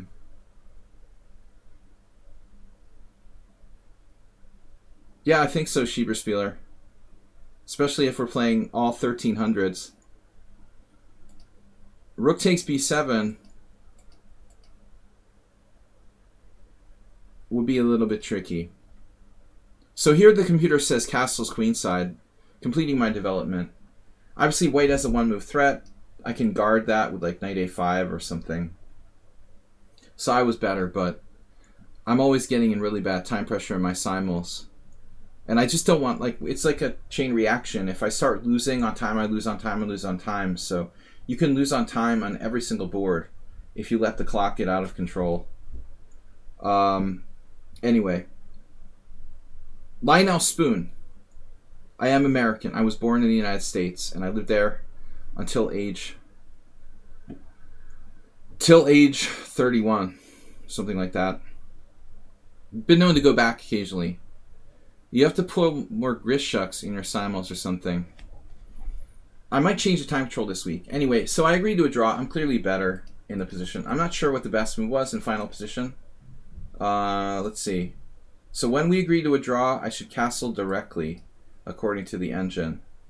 But it's plus 0.7 for black. It's not like I'm winning. I'm just better. Better based on the fact that white's white square bishop is really, really bad. Clearly. All right. So, thank you, Mr. Durabali, for your support, rating the stream. Hope to return the favor soon. Have I ever played? No, I don't. I've never played against Eric Rosen. He was still in diapers when I left the United States to live here, I guess. I really never met him. I don't think he's ever had any experience internationally in chess, really. I've been living outside of the United States since 2004. Very long time. So there's a lot of players who I've never even seen in a tournament that are reasonably strong now. I've been living here in Hungary since 2004. I do go back occasionally, but I've played very few tournaments back in the United States. Just a handful of tournaments in the last 15 years. In the US, probably less than 10. All right, guys, let's go on to the next game. That was a bailed out for a draw. Don't Cry Wolf, welcome to the stream. So we've got Acerbate up with our fifth submission. Acerbate is black. Guys, we are doing game analysis. Thanks again for the raid from GM Durabali. Serious stuff. All right. So D4. I think I need another serious beer. D4, knight f6, knight c3. Acerbate facing the Verisov. Now, he hasn't faced this recently, so he probably gonna have a hard time with this. Unfortunately, Acerbate likes to play the c5, but I don't recommend c5 here. He hasn't seen this in a long time, and I would recommend for everybody to play d5 here. This position isn't really open to discussion. The best move is d5. It's extremely fundamental.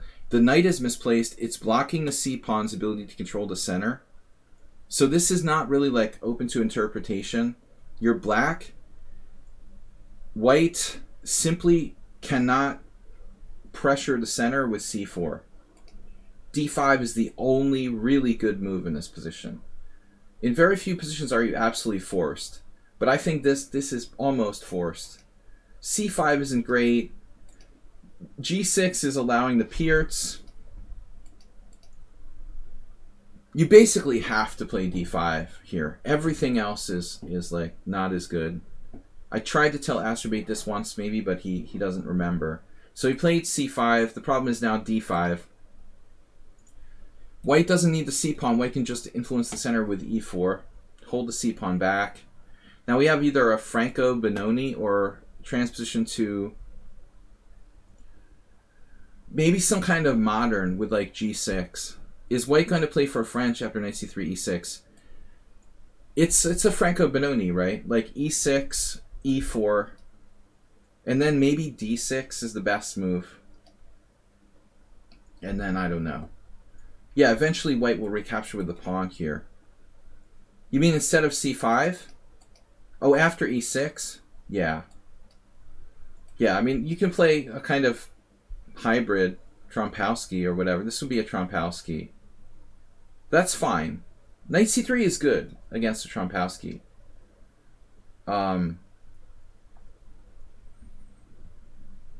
It's not as lame as knight f3. This is a major Trompowsky line and important.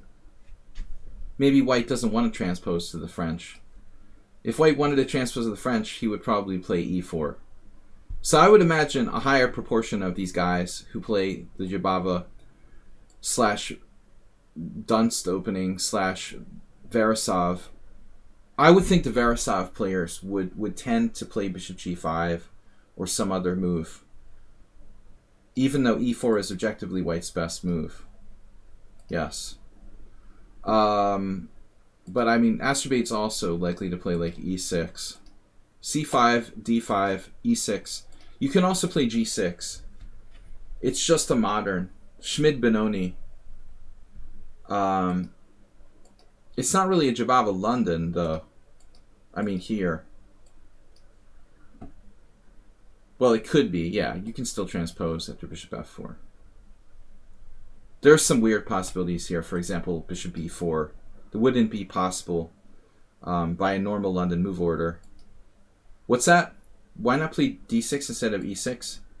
It's a transposition to like the Philidor. You know, you're playing the Philidor now.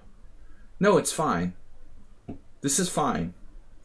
I mean, I don't love it. You got to know how to play the black side of the Philidor. d6, sure. d6, f4, e5. Philidor is fully playable. It's just not a lot of space to work with. I wholeheartedly recommend, you know, knight c3, d5. It's necessary. Now white plays bishop g5 or bishop f4. Anyways, we got c5, d5, e6, takes. Question mark move. Losing white's advantage, probably, I would say. Non-e4 players, yeah, are more likely to play e4, I think, against d6. Well, that's the other thing. If white wanted to play e4, like I was saying to Schieberspieler, they would play e4 on move 1, you know. Most people are going to play some kind of closed queen pawn game, aiming for that. e4 is not as likely. See, like this guy, the best move is e4. He just doesn't know how to play e4.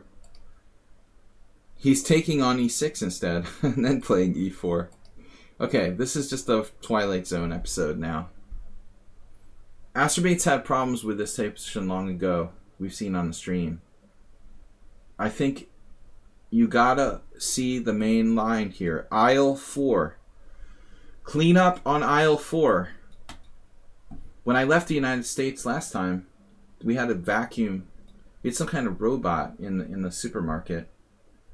It was a big scandal. The guy in the meat department, he was like protesting against the robot. Clean up on aisle 4, and they would call the robot. But aisle 4 is the D file here. If you don't, he will. You know, so if you don't deny white with d5, and there's a Timofeyev game, for example, from 2019. How often are you going to see a player of Timofeyev's level play this position? I mean, that's amazing that we even have that example. I don't know who this guy is or what he's thinking, but Lugovsky, of course Timofeyev plays d5. I mean, the point is fighting for that square. You don't want to be backward on the d file. Astrobates had problems like this before. Knight c6, and now it's Predrag Nikolic, Dreyev, Milas Kanap, and Darini, all of whom are good players. You didn't punish him with d5. Knight c6, bishop g5, maybe bishop f4 is also an idea. Is it too late for the London? Possibly too late. It's never too late. Bob, it's never too late to submit for next week. Bishop f4, d5, knight b5. No, let's say takes, knight b5. This looks interesting. Kind of cool. Can we get analysis on this? Wow, black is okay. That's crazy. Bishop f5, knight c7 check, king f7, knight to a8. Let's check this. This is crazy, dude. That wins the exchange. Am I missing something? King f7, knight a8, bishop d6. That's a cool exchange sack. Bishop d6, queen d6. Some compensation. But still, you're down the exchange. White has no development whatsoever. But everything's fine. The initial position is not too weak. I wouldn't mind playing this in a blitz game for black. But anyway, alright. So bishop g5, fighting for control of d5. That's the theme. Astrobate with bishop e7.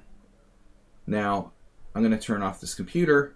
And then the proverbial bishop takes f6. Right? It's unbelievable. This guy there was actual people who played this. What? Bishop takes f6. Ildar played bishop takes f6. Oh my god, I can't believe that can be white's best move. There's just no way. There's no way, Ildar. Ildar wasn't mature yet. And actually, he was. I remember Ildar even before 94. That's a surprising move from a strong positional player like Ildar.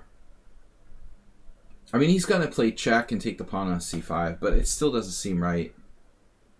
It just doesn't seem right. Maybe black can even take with the g-pawn. Is this crazy?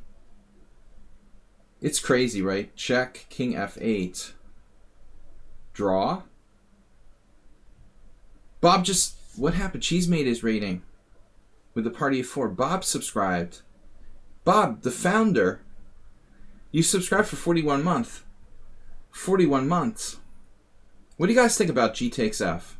Is that silly? Thank you for the raid from Cheesemate, also subscribing. Do you guys think that G takes F is okay? It loses. Wow. Check. Here. Castles queenside. It doesn't lose immediately, but the computer is arguing that the black king isn't safe. There is this. The rook quickly gets in. There's also stuff like queen h6. There's also queen h6. And like bishop e2, bishop h5 maybe. Alright, I guess I went too far. Okay, bishop takes f6. Check. g6, queen c5.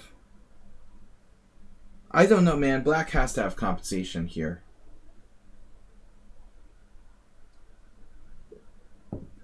Ildar is a good player.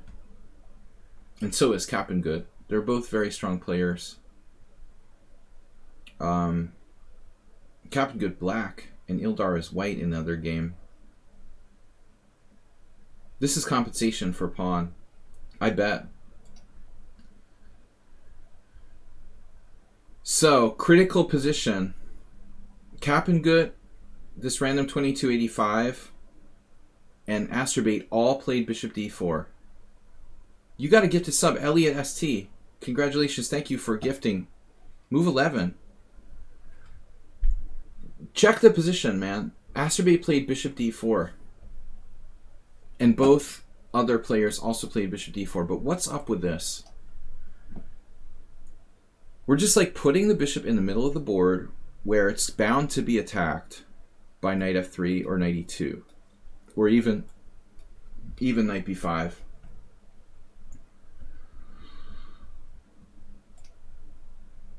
The engine wants to play bishop e7, which is also a weird move, but it's possible to castle after that. It's a tough call. All right, bishop d4, queen f6. Nice. That's the point. Immediately, white is screwed. That's nice. So he has to castle queenside. It looks like white has to castle queenside and just pray for deliverance. So obviously, Kappengud, let's see, queen a3 or queen c4. Ildar would play queen c4. No. Ildar played queen a3. Queen h4.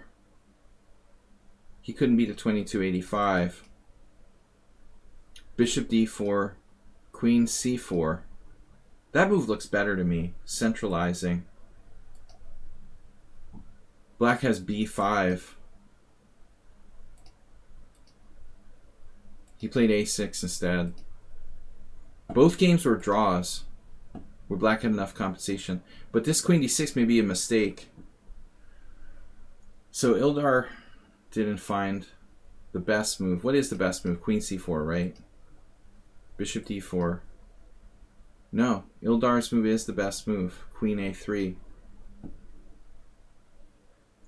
This is best play. Queen h4, castles queenside. Queen f2.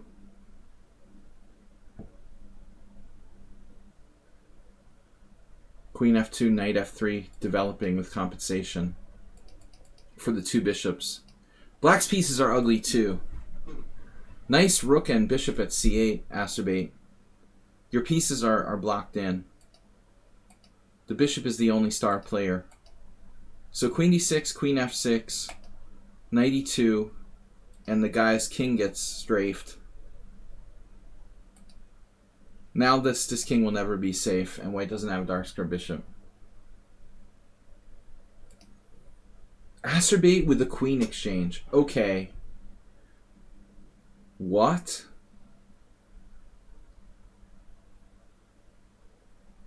That's crazy, dude. Yeah, you're watching too much Schieberspieler. I don't think this is the greatest position to trade queens. I understand, though, that's kind of in the way. Yeah, I mean, maybe he just wanted to get his king out of the center, and it's not clear how he can do it. In general, black should keep the queens on the board, but it's true. Like, how do you castle or get developed here? I guess b6. But then knight b5 is a threat. Or is it? Like, for example, b6, knight b5, queen b2, knight c7 check, king f7. Well, whatever happens, I mean, this rook is hanging with check. So I guess black's alright. You could just, like, stroll over here to g7 with your king. It's white that's in trouble, not black. Yeah, trading queens is fine, but it's not Acerbate's style. And it's probably not appropriate here. b6 is up there. Bishop e3, rook f8, rook b8. Trading queens is solid, but it's still not the best. This guy doesn't trade queens. Sir, your only chance for survival is trading queens. Even Bob knows that. You need queens with a bad opponent king. Exactly. This guy literally has a chance to survive, and he doesn't trade queens. Now Acerbate's in business. It was a bluff.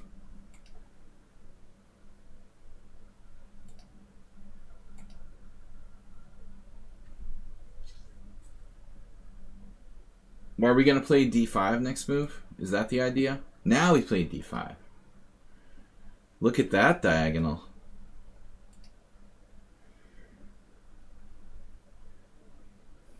I don't know. e5's coming. Queen has seen better days. Now, how do you capture? I like rook takes. All in favor of rook takes. Acerbate how to calculate. Rook f5, pawn f5, bishop f5. All squares are covered. And queen f3 is bishop g4. But Acerbate went a different path. Bishop c2 check. This also looks good. Now we have rook f8. Is this enough, though? Yeah. Rook f8. No, I think this, right?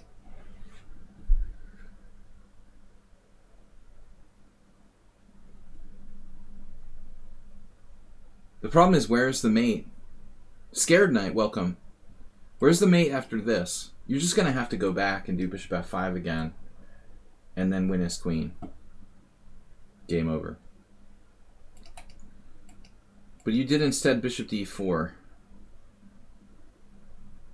It's like setting up the setting up of rook f8, although d5 is hanging. Takes e4. Does that work? What about queen f4 now? This knight is hanging.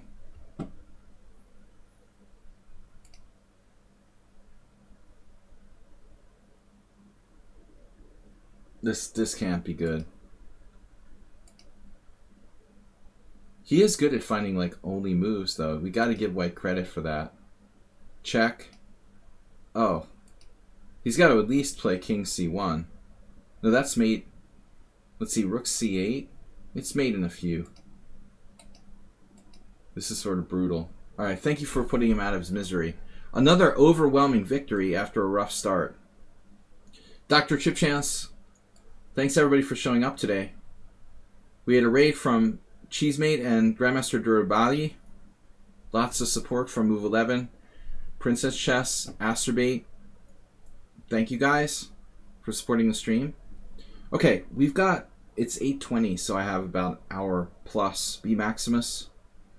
Game analysis, all the games are submitted. If you'd like to submit a game for next week, please make sure to get it in early. I've got Mule Skinner next, because we only do 10 games. Try to get my game in today. Good luck with that. E4, E6, D4, D5, Knight D2, C5. Good game, Masturbate. This is, okay, Mule Skinner with black.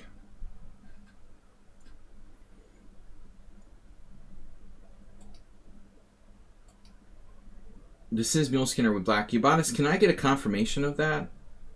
Actually, I'm white. No, he's white again. That's odd. This is the second French in a row. This time against a player rated 100 points lower than me.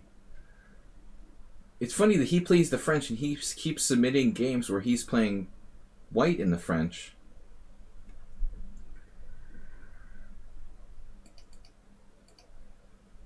So we have C5, Knight F3. I like this move. Knight F3. Popular move nowadays. Yeah, you put the name in, but I didn't know if that was the reason.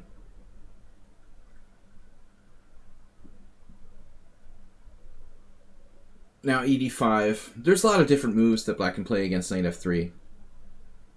They do have a wide variety of choices here. Pretty much everything. Knight C6, Knight F6. You know, takes on D4. I like this like Sicilian style move. It literally transposes to a variation of Sicilian.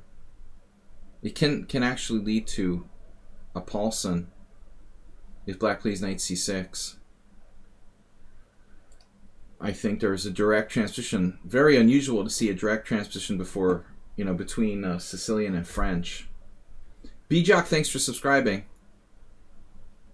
You know the wing gamut in the French can transpose. That's a different story. Wing gamut French and Sicilian. Dr. Chipchance, sorry. Gotta get him in earlier. Knight C6, E takes D5, E takes D5, Bishop E2. This is a very passive move by white. I am not attracted to this. Because our pieces are pretty bottled up. So it's almost always going to be... There's almost always going to be... You guys can always submit a game for next week, early. From now on. B-Jock, no. I think you're up next. So this leaves us kind of restricted. I guess white will play maybe Knight F1. Knight F1, yeah, something quiet. It's obviously been played by a few good players. But Bishop B5 is like universal. Get a little room, get the pieces out. You might have to give the bishop up. But it's going to transpose to a main line.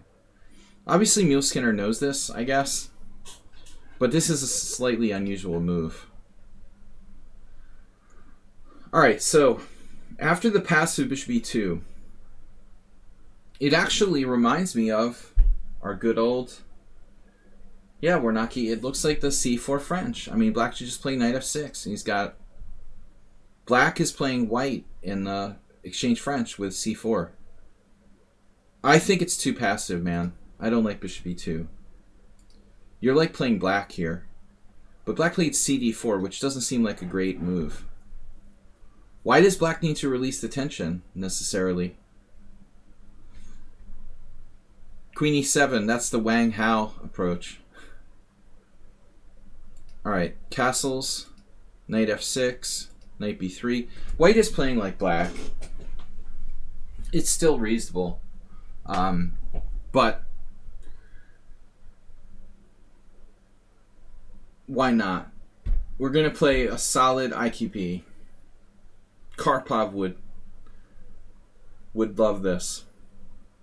Bishop d6.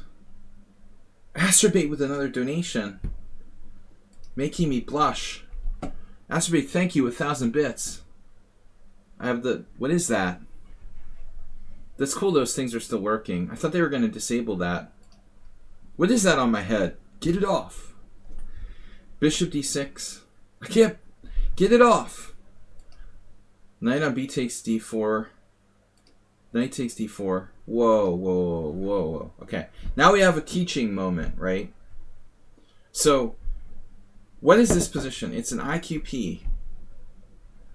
Black has an isolated pawn, but active pieces to compensate. White has the blockade on d4, kind of passive setup with a better structure. Black is doing what? What is this? This is terrible. Knight takes d4. Now my dilemma is I don't know which way to take because both moves look good. Which way do you take? Probably with the queen.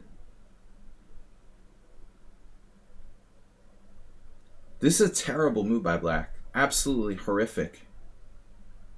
You know, maybe Neil Skinner's playing some young kid who doesn't appreciate the finer points of strategic play, but Black's entire point here is to not trade pieces and play for active pieces.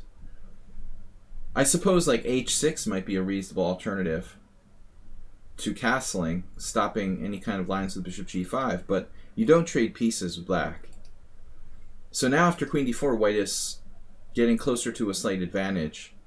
The queen, notice how strong this queen is. Move 11, thank you guys for your donations. I gotta get a new chair. I'm gonna send your donations. Put your donations to a more comfortable chair, I think. Alright. Astrobate, outdid yourself today. Thank you, Move 11. So queen d4, playing against the IQP. This alone, bishop f4.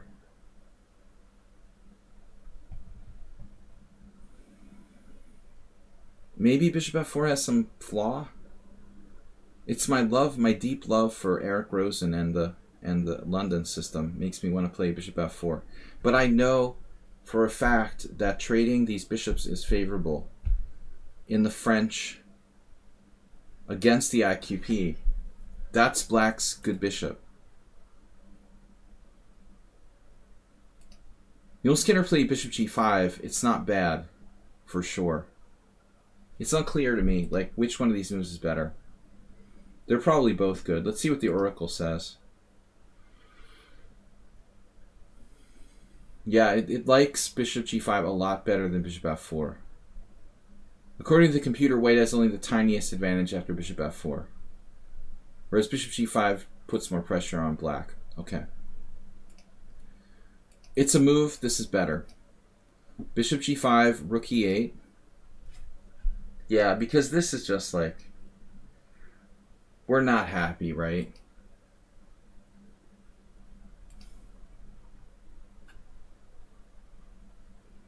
Cashing in. Can we get the cash register? Ching. Cashing in. Hard to resist, honestly. I mean, now we have a serious structural advantage. I'm having nightmares of ops color bishop endgames with queens off the board, though. Like,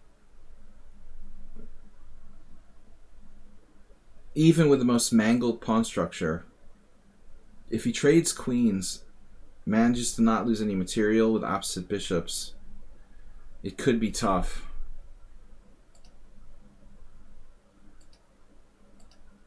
So, man, I wish I could trade bishop for bishop and play with knight in the structure. So my first thought is bishop d3 with the idea of knight d4.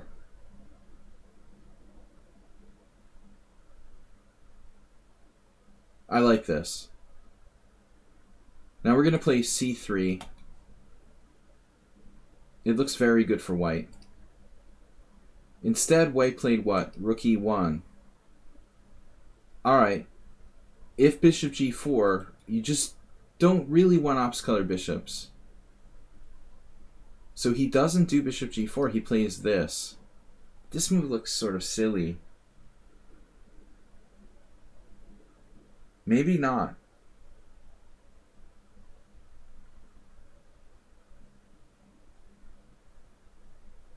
Is the point like c3, bishop g4? And now we don't have knight d4 because of bishop d4, and it's kind of a draw, or a draw-ish. Yes, weight is better after this, but it's a small edge. But this move looks like a clear improvement. Bishop e5. Now black has a problem.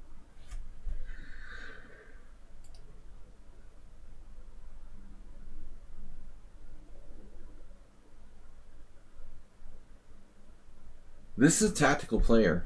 There's rook b6. c3 is the obvious move, but what about rook b6? Can someone help me? Because I don't understand what we're doing after rook b6. Panic mode. I don't like this anymore. Can someone please explain to me what our move is here? I don't like this. This is not good. a4, a6.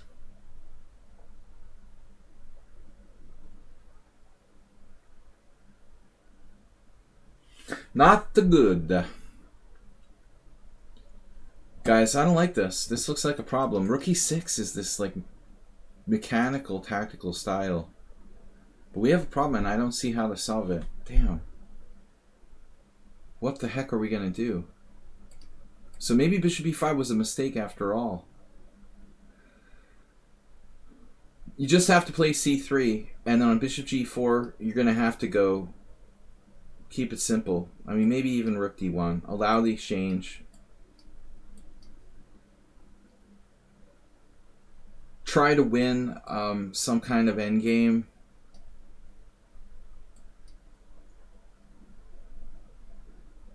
I'm seeing draws. This is my nightmare, honestly.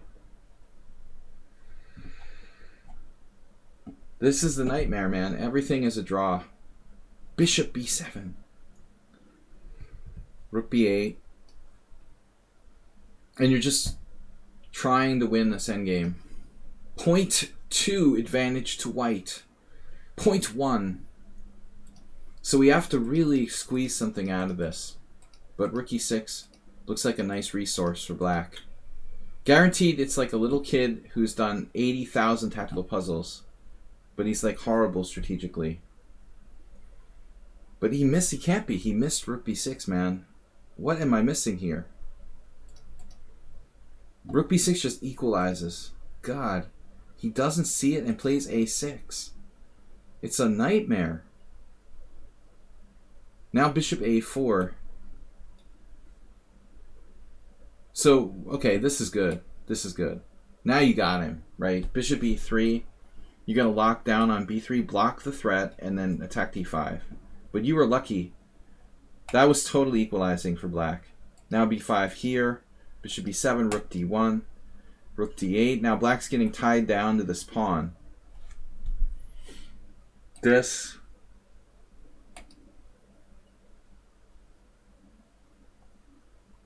We have to watch the back rank and counterplay with rook e2.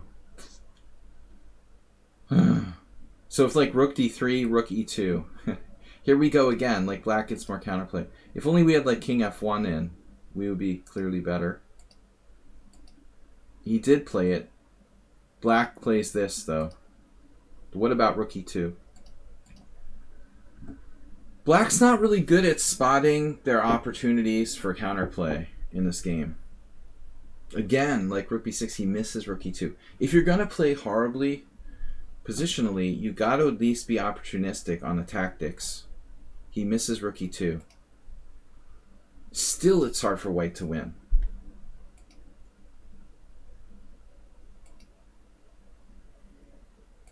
So I don't know. Maybe we anticipate that. Maybe there's ways to improve white's position. I think attacking this again, right? So knight here. Knight f5, knight e3. Is that crushing or is that crushing? Maybe black should like sack a pawn with d4 or something. I don't know. That doesn't work. So I think black's in trouble. Although maybe there's still back rank stuff. You're still going to have to be harassed with counterplay. It's not easy. All right, anyway, he's got the plan here. This is good. This is good. Sorry. No, it's not. Again, it's stupid bishop c8. Anyway, he could play bishop c8. No, see, the difference is if you put your knight on h4, he doesn't control the d5 pawn. This is a key moment. Knight h4 is strong. Knight d4, bishop c8, they're both good. Knight e2. Anyway, I don't want to spend too much time on one game, but Mule Skinner is better. I'm not sure if it's a win necessarily, but it's clear advantage. Check, whatever. He could probably go to f8 in the center. But I would think that Mule Skinner here would want to continue to pile up.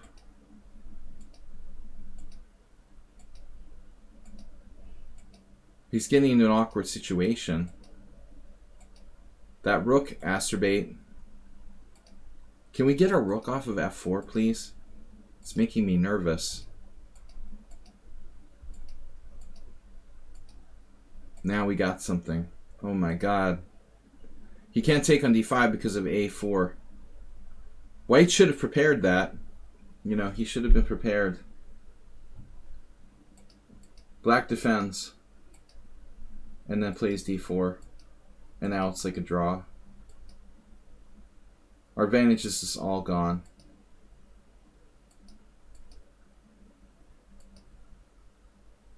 Still a draw. Now we have to like play for a draw. Oh my god, you lost the pawn. Yeah, this is terrible. But this extra pawn on the king side is not easy for black to convert, so I think it's still probably a draw. But I suppose it's not so easy. This is a threat? No. Maybe a3. Can you play a3? a3 is the best. It looks like this is a serious blunder.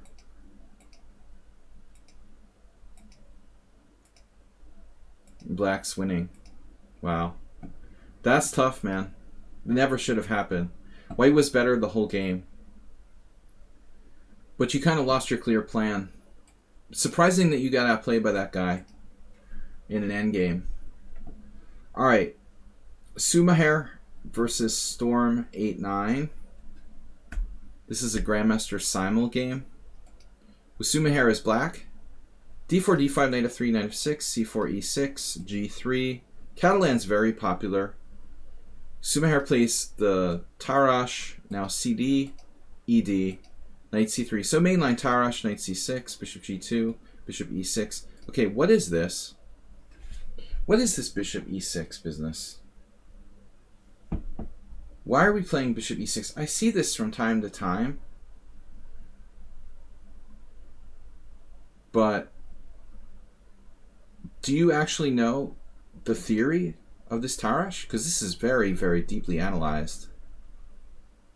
Black usually plays bishop e7, castles, and on bishop g5, you either take on d4 or you play c4. Almost all the games are played like this. So this bishop e6 is inaccurate. I think like Capablanca actually played like this in some old game or games. Yeah, you got to be more accurate. This is definitely a mistake. Although it might throw your opponent off a little bit. The odd grandmaster might be like, especially a younger one like this guy, he might be like, oh, I don't really know what to do if they don't play the main line. If you play this against like an old GM, you'd probably be completely screwed. But maybe he's like not that aware of what to do against offbeat moves. Castles, h6, yes. I've seen this many times.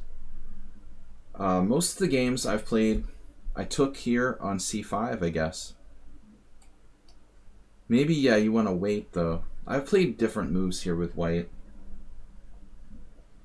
b3 and d takes c5. Is there anything else? Yeah, maybe the odd game with like bishop e3. This is kind of a strange idea. Though this kind of induces black to do c4, which is probably the best move under the circumstances anyway. Yeah, I guess I've played mostly d takes c5, bishop takes c5, knight a4. I think Jonathan, what's his name? Not Jonathan. What's that? I don't remember anybody's name anymore. YouTube chess video guy. Bishop e7, bishop e3. This is the best, probably, for white.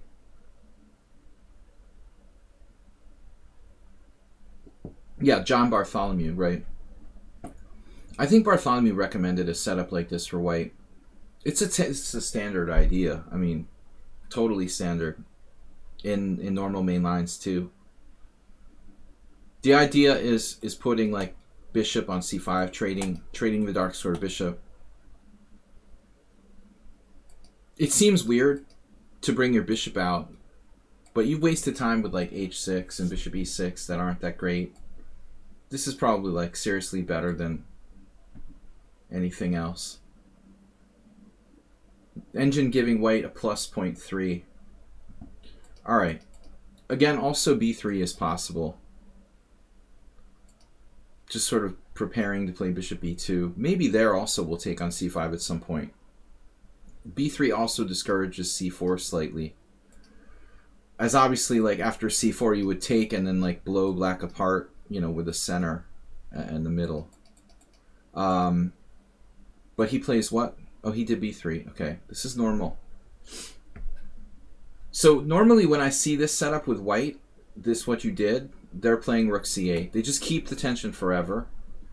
That's the whole point. Basically, how long can we keep the tension? Rook c8, bishop e2, then what does black do? You know, I would imagine like a6 or something would be next. Here's Michael Roy's against Verusian. Gelfand, Gleck. Yeah, I mean, not really a reliable setup for black, what you're doing here. Stick to the main line. The main line Tarash is still solid. Alright, anyways. b3, you did bishop e7. And now he's doing bishop e2. But I mean, now he can take because you wasted the tempo. I think this is fine too.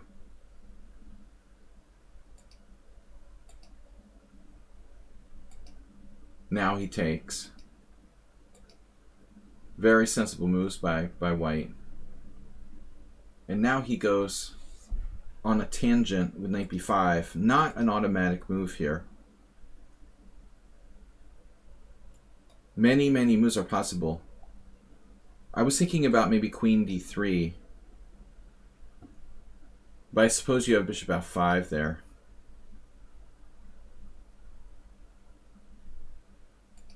Perhaps not great in this position. So interesting also is knight a4. If knight a4, you don't have this because of bishop g7. So the same idea of playing knight c5 is probably clear advantage to white. But I'm not sure his plan is that dangerous. I mean, knight b5, so what? He's going to like blockade the d4 square. No big deal. Castles here. Okay, whatever. We're going to play bishop h3. He does have knight c6 though, and knight e5. Okay. So we can't do that right away. Bishop h3 fails to this, and this. So you have to be a little bit careful. He has a tricky threat. So maybe bishop d6. There, I guess you're messed up by this. That's tricky.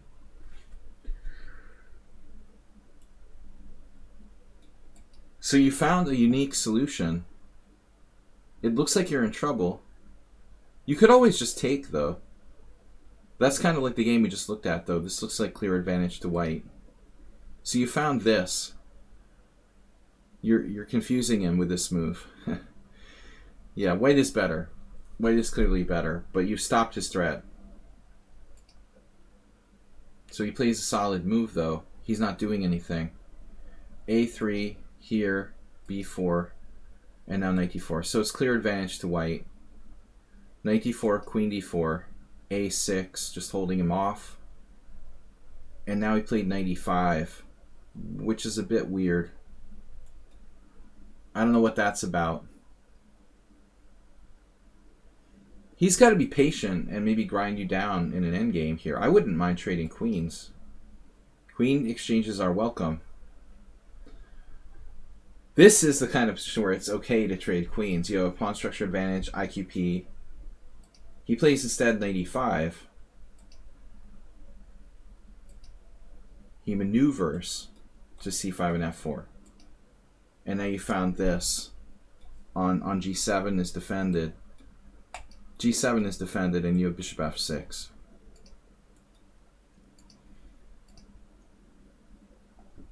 I just clicked on something insane. What the heck? Please don't do that to me again, Chrome. It's all Chrome's fault.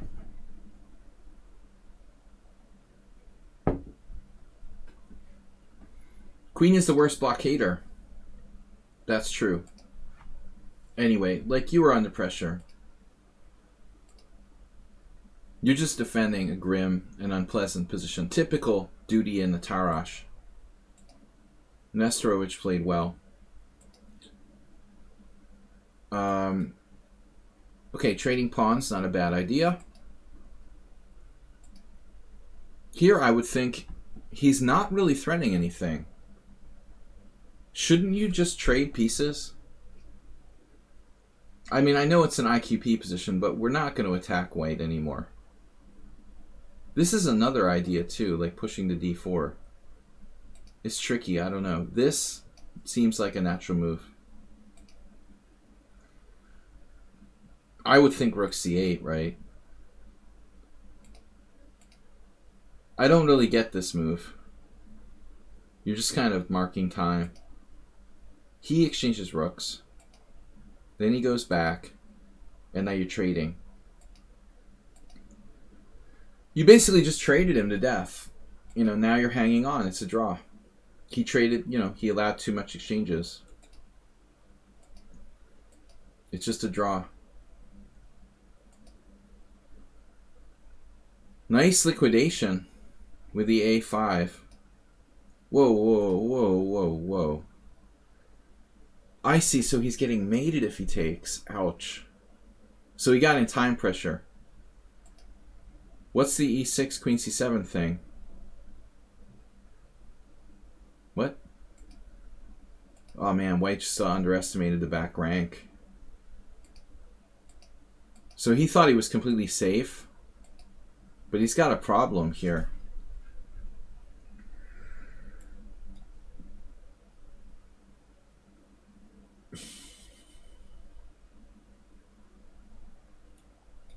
Yeah, whatever. He should just play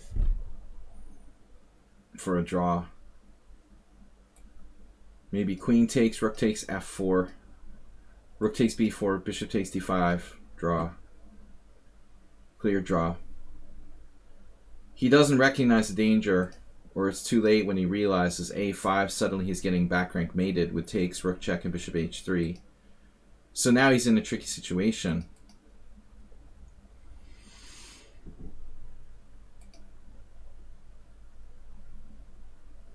I'm thinking about pawn takes b4.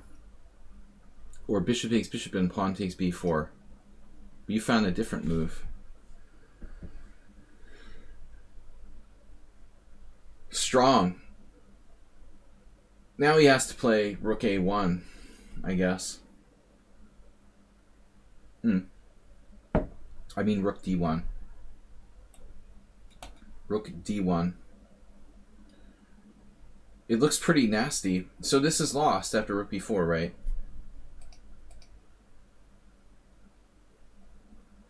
Wow. Is it not lost?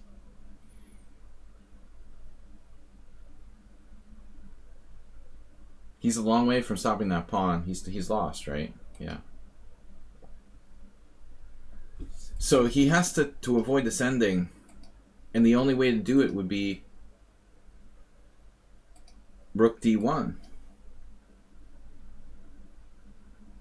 I think you're saving the rook endgame. It's not lost? What? After bishop what? After bishop a2? Oh, because if you push, he has bishop d5. So that's a mistake. But it's lost on b3, right? Well, you just blundered. You are winning here, aren't you? No. Wow. There's got to be a way to winning.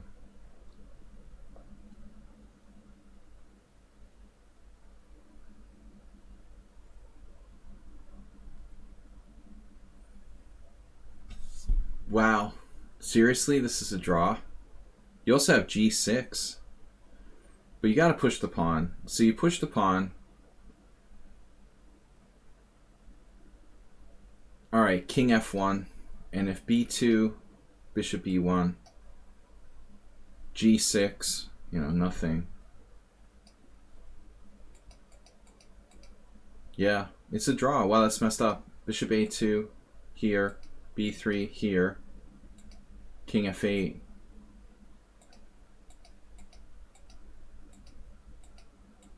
Okay. Yeah, this is a draw. White resigns? What? Did he lose on time? This is a draw. You shouldn't trade bishops. Oh, you have to here. All right, this is good. So he went too far. Yeah, no, it's just a draw, man. It's a standard. This is a standard draw. But you deserved a draw. After this, he could be lost.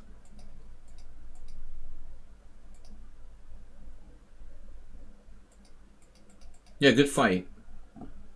It should have been a draw. All right. Scared Knight and Bob will have to submit those games for next week. We've got a full order of games and only 30 minutes left. So I've got... Anyway, I should show how Sumahara won, right? The end, king d3, g4. This is a win against GM and a simul. Good result, but it's clearly over at this point. Take, he's too slow.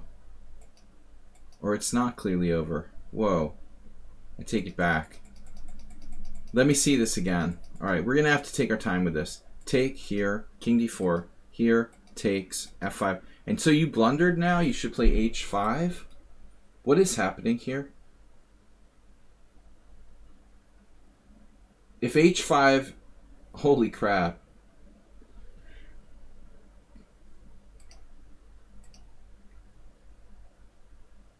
Oh, don't you just have king e4 then? So this is your blunder? This is messed up. King e4, g4, king here. g5. Takes. Yeah, you're winning.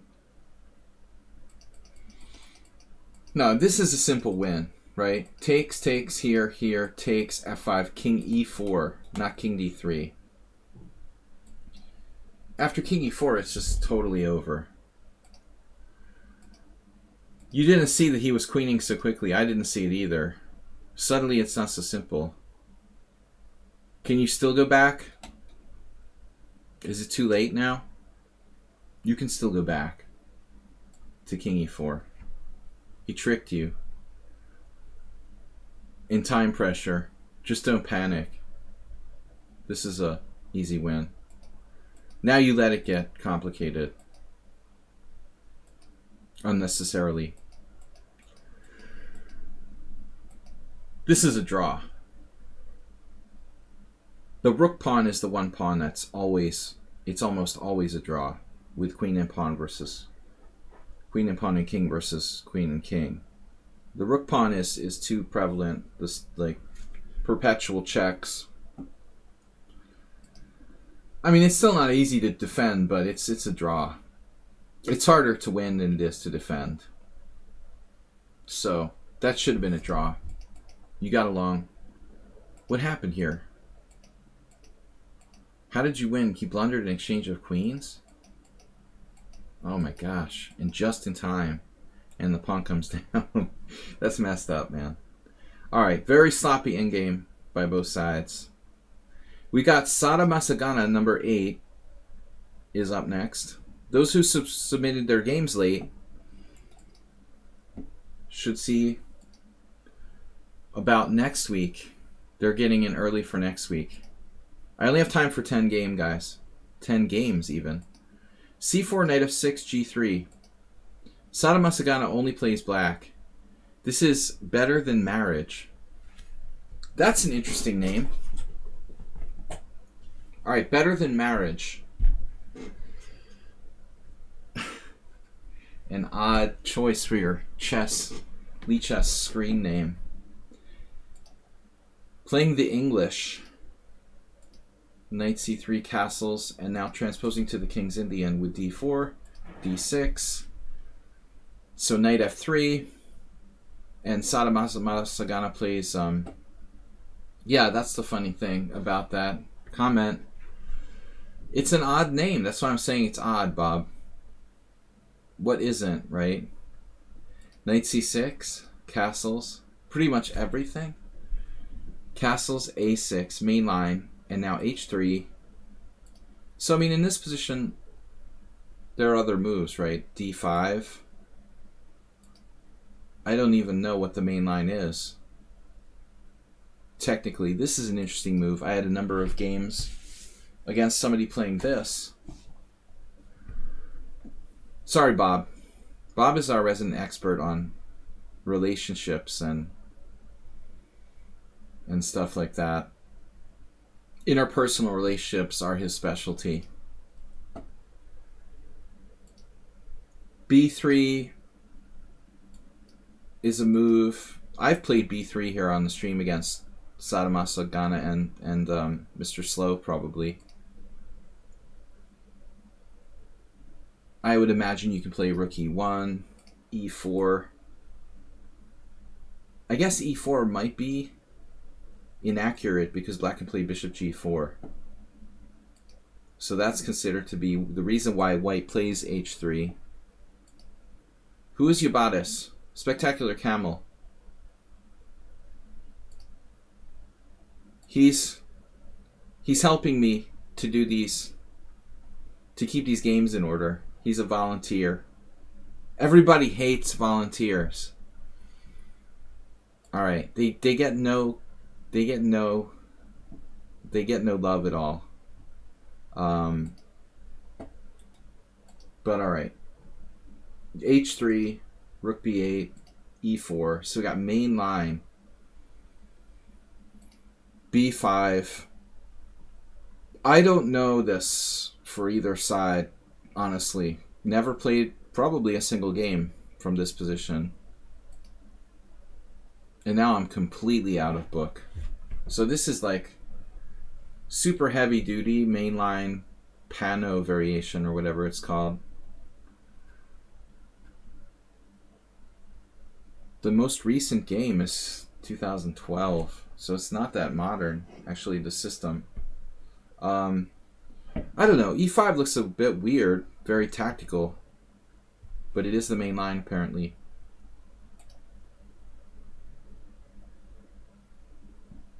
Yeah, this apparently is really critical theory. So e5, de5, de5. Good old trade of queens. And now he took. Peter Heine Nielsen is usually a good place to go for theory. But again, it's odd that there's no games. There's no games for white post 2012. What does that tell you? Yeah, I don't know. That's kind of weird. The Fianchetto King's India is not popular for white. I would think it would be perennial favorite, very solid. Yeah, I mean, e6 is sharper. Clearly sharper. He just takes. He can always play e6 on the next move.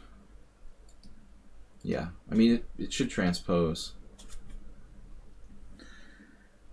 So this actually goes back to Arkle versus Byrne. Robert Byrne, 1991. I remember seeing Byrne in New York Open. Circa 1993. That was about the end of his career. So you got a game from 91. So this is not a new variation.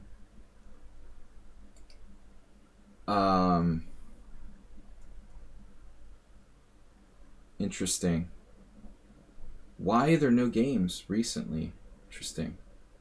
Anyways, take, bishop f4. Clearly, there's an issue here, though. The pawn is not protected. Nepomniachtchi was 2632 in 2009, something a lot of people don't realize. He really took a long time to kind of become what he is today. There's a long 10-year period there to become candidate for the World Championship. Did anybody see today the story that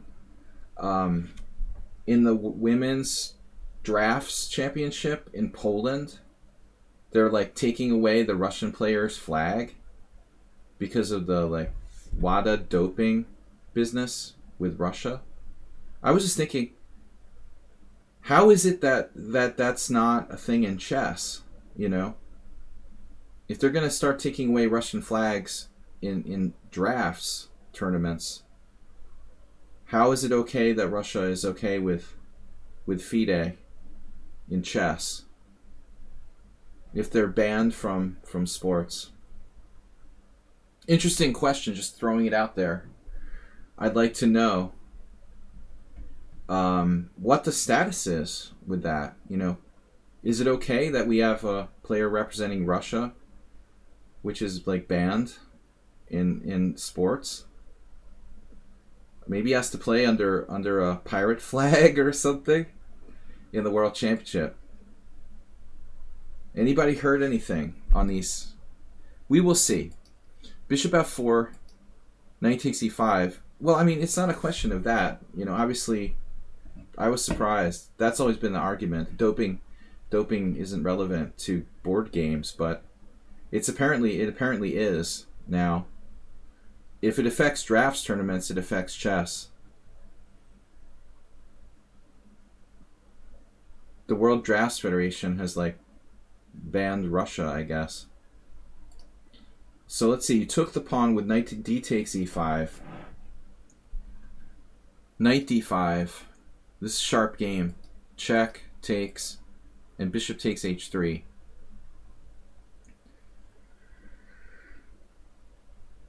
Unfortunately, Sada Masagana only submits games in Blitz. I would like to see this guy play longer games.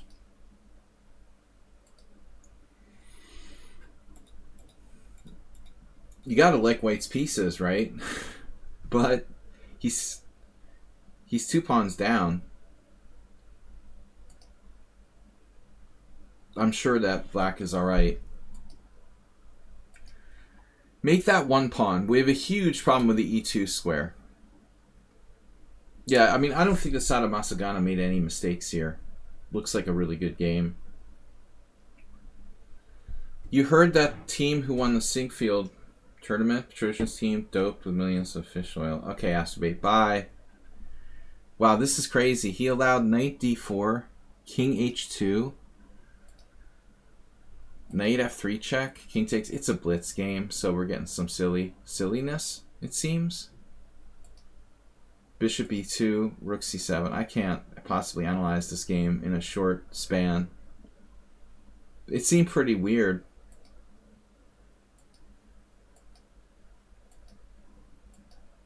It felt like Black was always alright.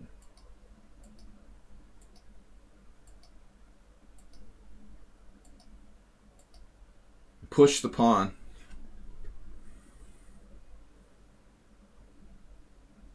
You're getting mated. You're now getting mated with rook f7 and bishop g7.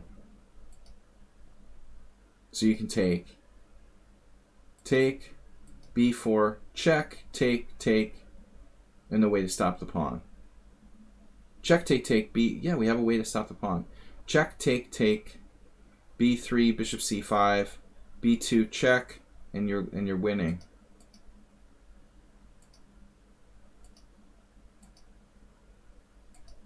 And it's game. Yeah, I don't know. It was a messy game. I like the opening, Sada Masagana. I don't know what happened in the late middle game. It was really messy without an engine. I like your position. I thought you were fine all the way. But it got kind of messy toward the end. What's happening here? Apparently white is better. Nah, equal. Yeah, he has compensation.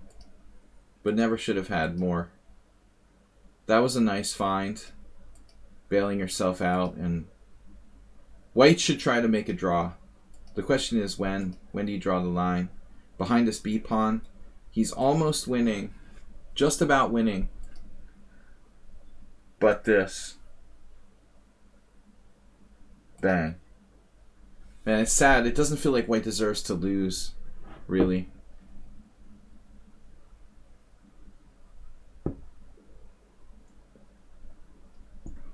It doesn't feel like he deserves to lose. What's our best move here? Like, I was thinking about this. Takes, b2 here. I mean, b2, check, king g8, takes. It's just lost. You can't exchange both pawns off. Good game. All right, not clear where he lost the edge there. So chapter 8 and 9 are non-existent. We've got move 11 and game is on as the last two games for today. Thanks to all of you for tuning in. Which player's games should I go over to get better in the Philidor?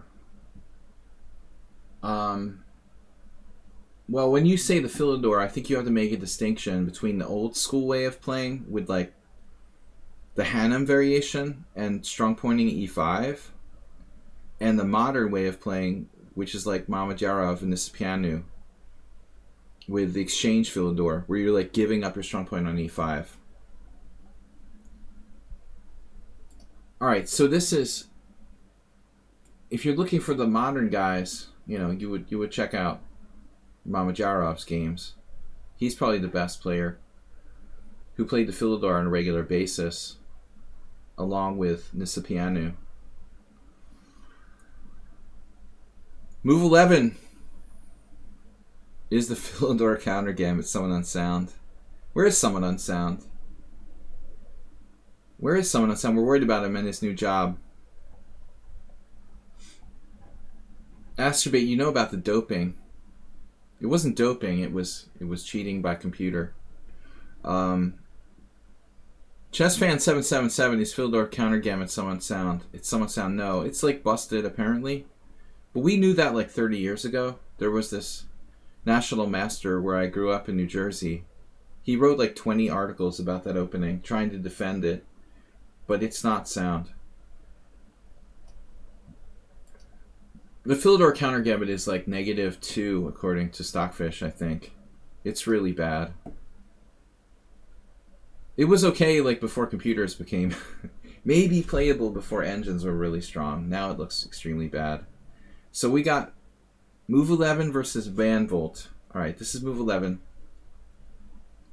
versus man with a van. D4, CD4, knight D4, A6. Allowing the Marazzi.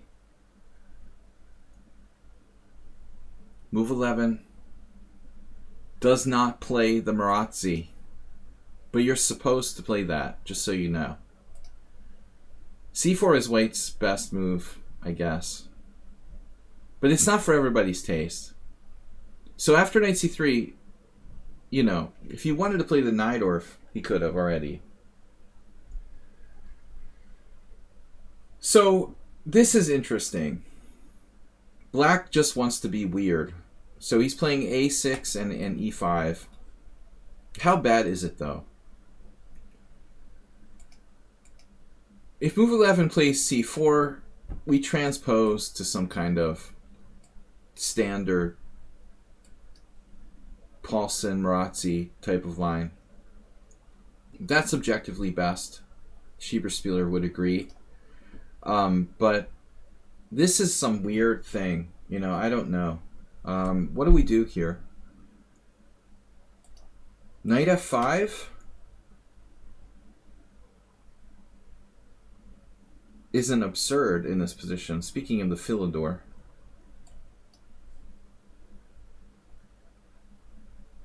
I would consider knight f5. I mean, it's got to be playable. Because this isn't so simple. I mean, does he really get enough control of d5?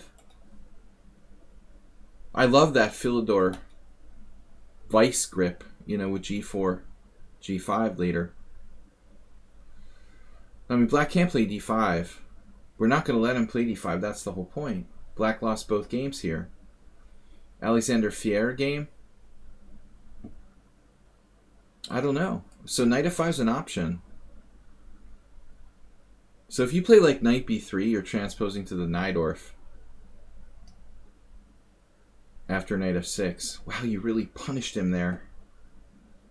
So if you want to punish this guy, what are you going to do? Right? Knight f3 transposes to the Najdorf. Knight b3 transposes to the Najdorf. But this doesn't transpose to the Najdorf. What is this? Is this like the best move? Yeah. Yeah, I mean, this is striking, really. Look at Stockfish. Plus 0.9 after knight f5. Look at the games here. Okay, mostly just master games, but a couple of GM games. And there's only 4 games out of 19 where white played the best move. It's striking. You could also get like weird variations like g6. Umut Atakisi, who I played here. No, I played him in Moscow. Moskva. I don't plan on going back to Moskva anytime soon. 93.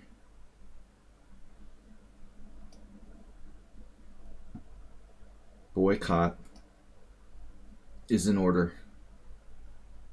So this is the correct way to play. 93, coming back. How is knight f5, knight f6? Good question. I'm guessing bishop g5, but maybe we have to think twice about that. Because he's got, let's see, d5. Is your d5 on now? Well, what is this transposed to? I don't know how that transposition is reached exactly. The Pomniachi Nakamura from 2007. Interesting. No, this is a critical question. What about knight f6? Good call. What's g4? Is that a Perenni variation without bishop e3? The good old Perenni variation.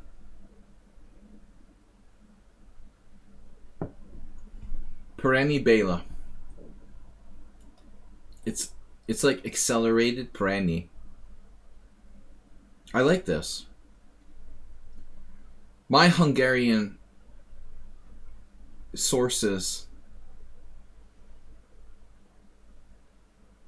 Master Emil, the farmer, would like this for white. I like this for white. This is officially not bad. We've got a juicy grip on the position and we're not letting go. Do you ever have like a gerbil bite your finger? I mean, that's what we're looking at here. Once it gets in there, it doesn't let go. You've had that happen as a veterinarian doctor, right? The gerbil bite. Gerbil bites are vicious.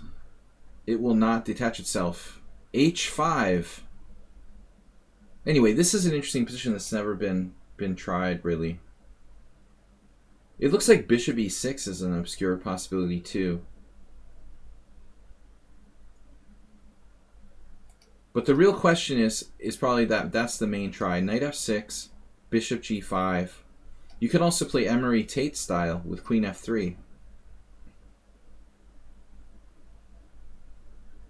But apparently that's not as good. Try to stay away from the Emery Tate system.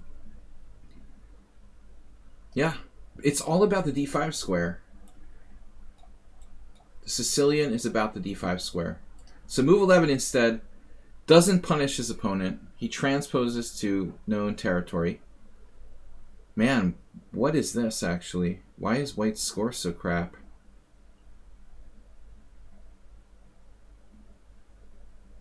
What's wrong with this picture?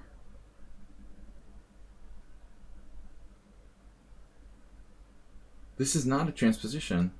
I'm crazy, right? If knight f6...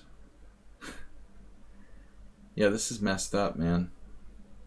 Knight f3, e5. You're playing... this has to transpose something, right? Knight f3, e5. Yeah, we're just not seeing the games. This is normal. Okay.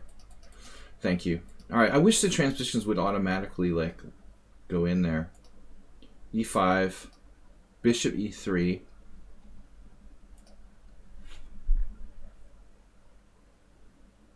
It just doesn't recognize transpositions. That's why the score is bad for white here. It's actually an okay position for white.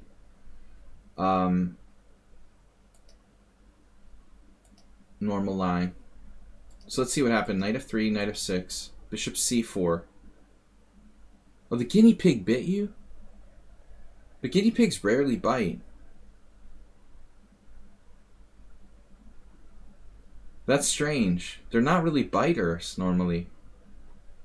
But I bet if they really wanted to, they could connect. They're inherently friendly. Bishop g4. I got bit by a gerbil really bad, man. My finger was like bleeding for hours. Bishop g4.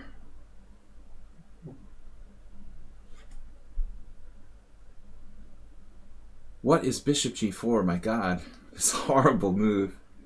h3. You're like, please give me your bishop. Okay, it's out of play now. Bye-bye. So, we like seeing that bishop on h5.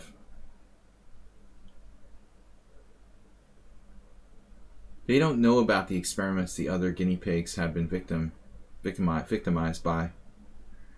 It's like your relatives that have been taken by aliens. Spectacular Camel. You have no idea what they've been through.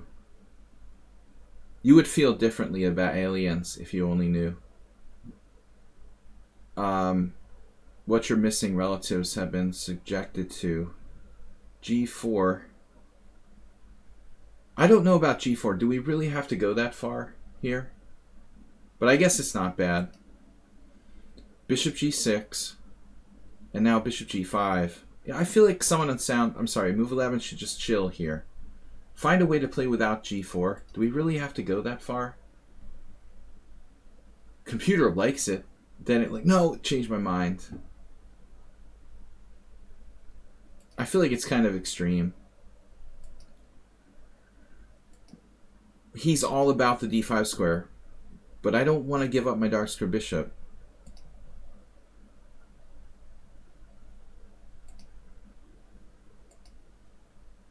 Yeah, it's so sad he gets to cover that knight.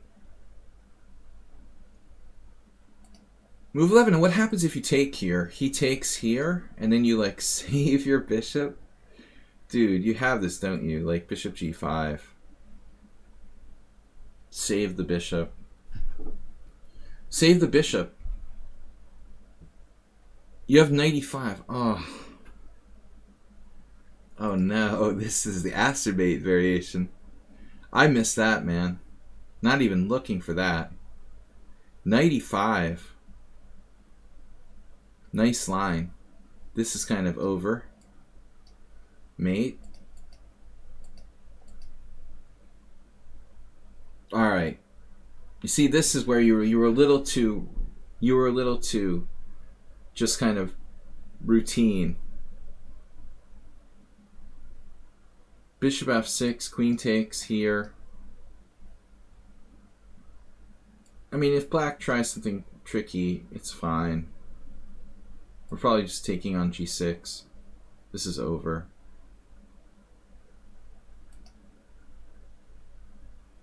This is truly horrible for black. Maybe? Maybe not? Maybe not. Maybe it's not, really? Because he has knight c6? Wow. So knight g6, hg, a3.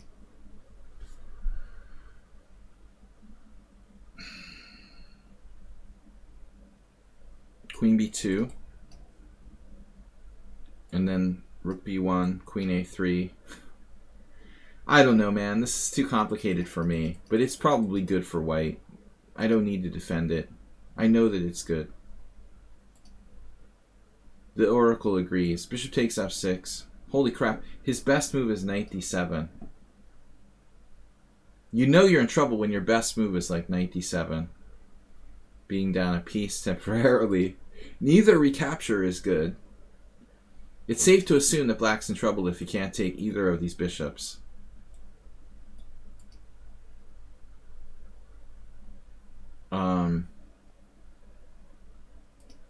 No.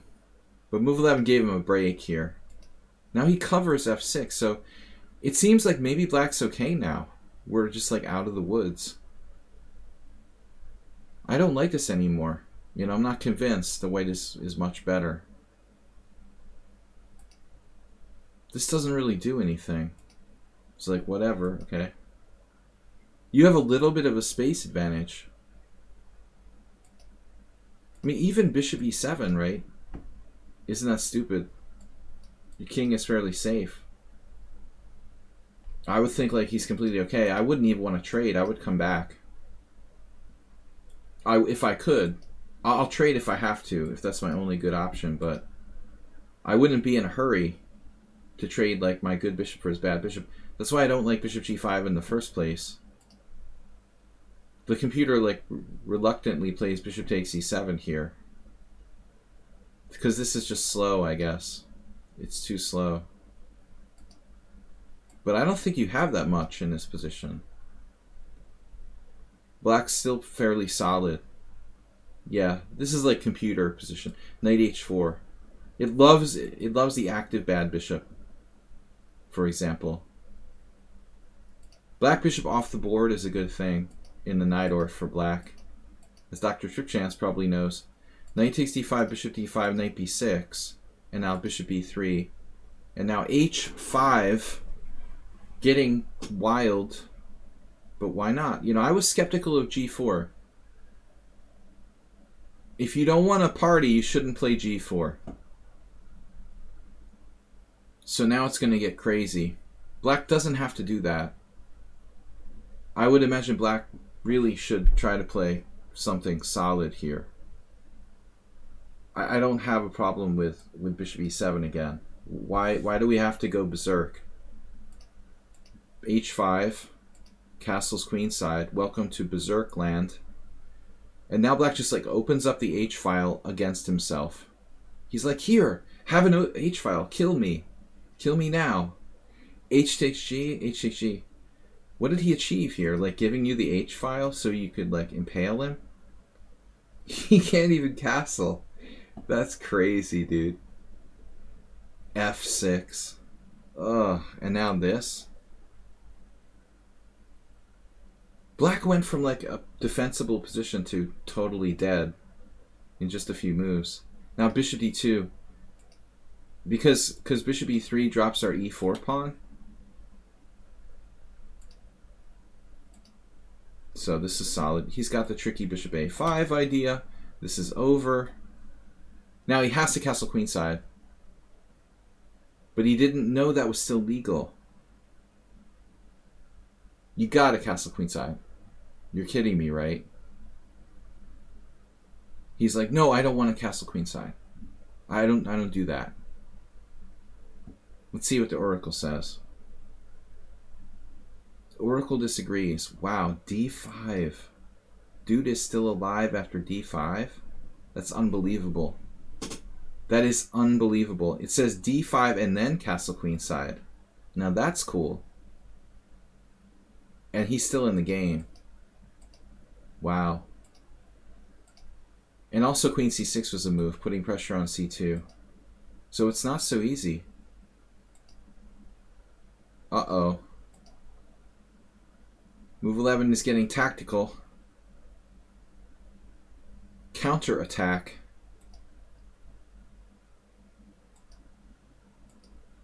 Man.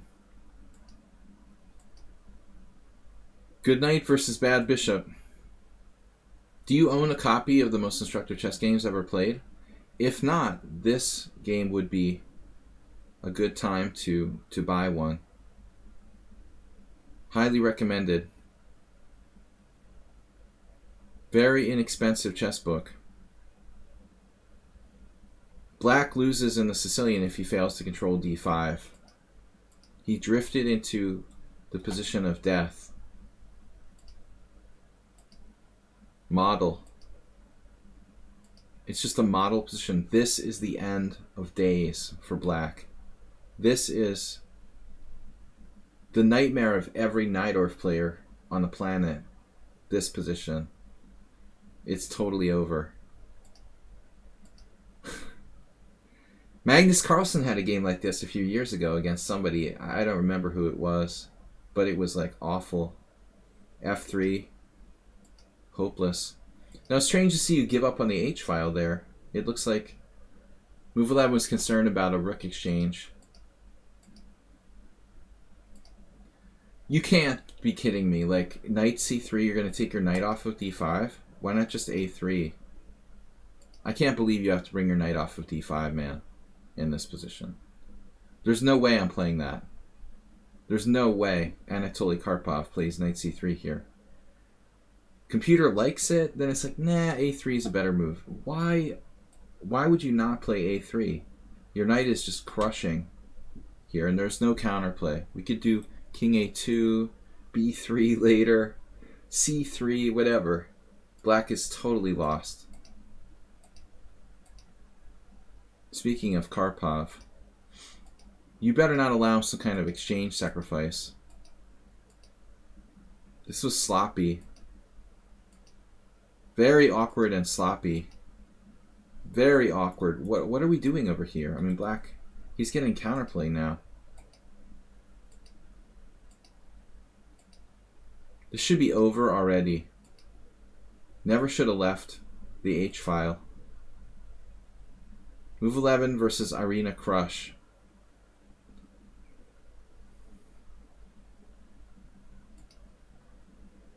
You don't even tell me you're going to lose this game. We're falling apart. Now he's on the defensive. Irina's coming back. Queen a1 check. Queen b1. Now if Black doesn't trade queens, things might still be interesting. Would you trade queens here? I don't know. It's strongly tempting not to trade queens. This was a travesty. I can't believe you're worse with the position you got in that game.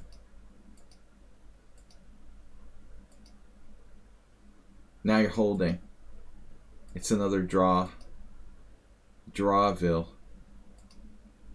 Welcome to Drawville. If you trade rooks, take, king h6, king c3, king g5. Yeah. So not rook b3.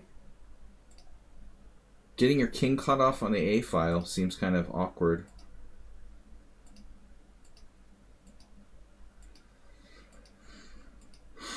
This is painful. White's playing for the win now? I don't know who's winning. This is funny. This guy was 1988. It was an epic game till he dropped a bishop with rook takes a3. Very sloppy second half. I mean, it should have been over with no compensation, no counterplay. I didn't like the way you pulled your rook off the H file. at that position. You had the dream position in life after rook c5 here.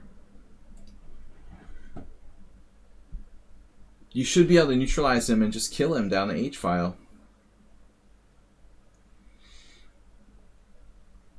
Maybe it's not so easy. Let's see, b3.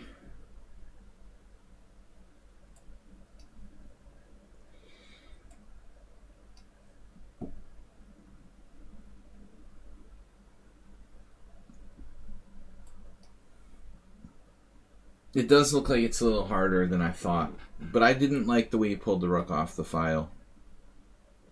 It's not that easy to break him down. Alright guys, crazy game from Move 11. Last one from Game is On. Our epic game was game 9 from Move 11. Most instructive chess games ever played, featuring Move 11 versus Irina Krush. Irina almost escaped there. e4, c5, c3, d5, ed5, queen d5. I don't know, I'm just making that up. Actually, I beat Irina once with white.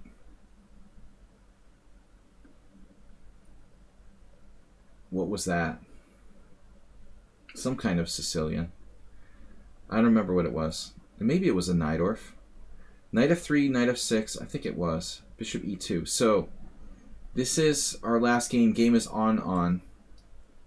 Playing white.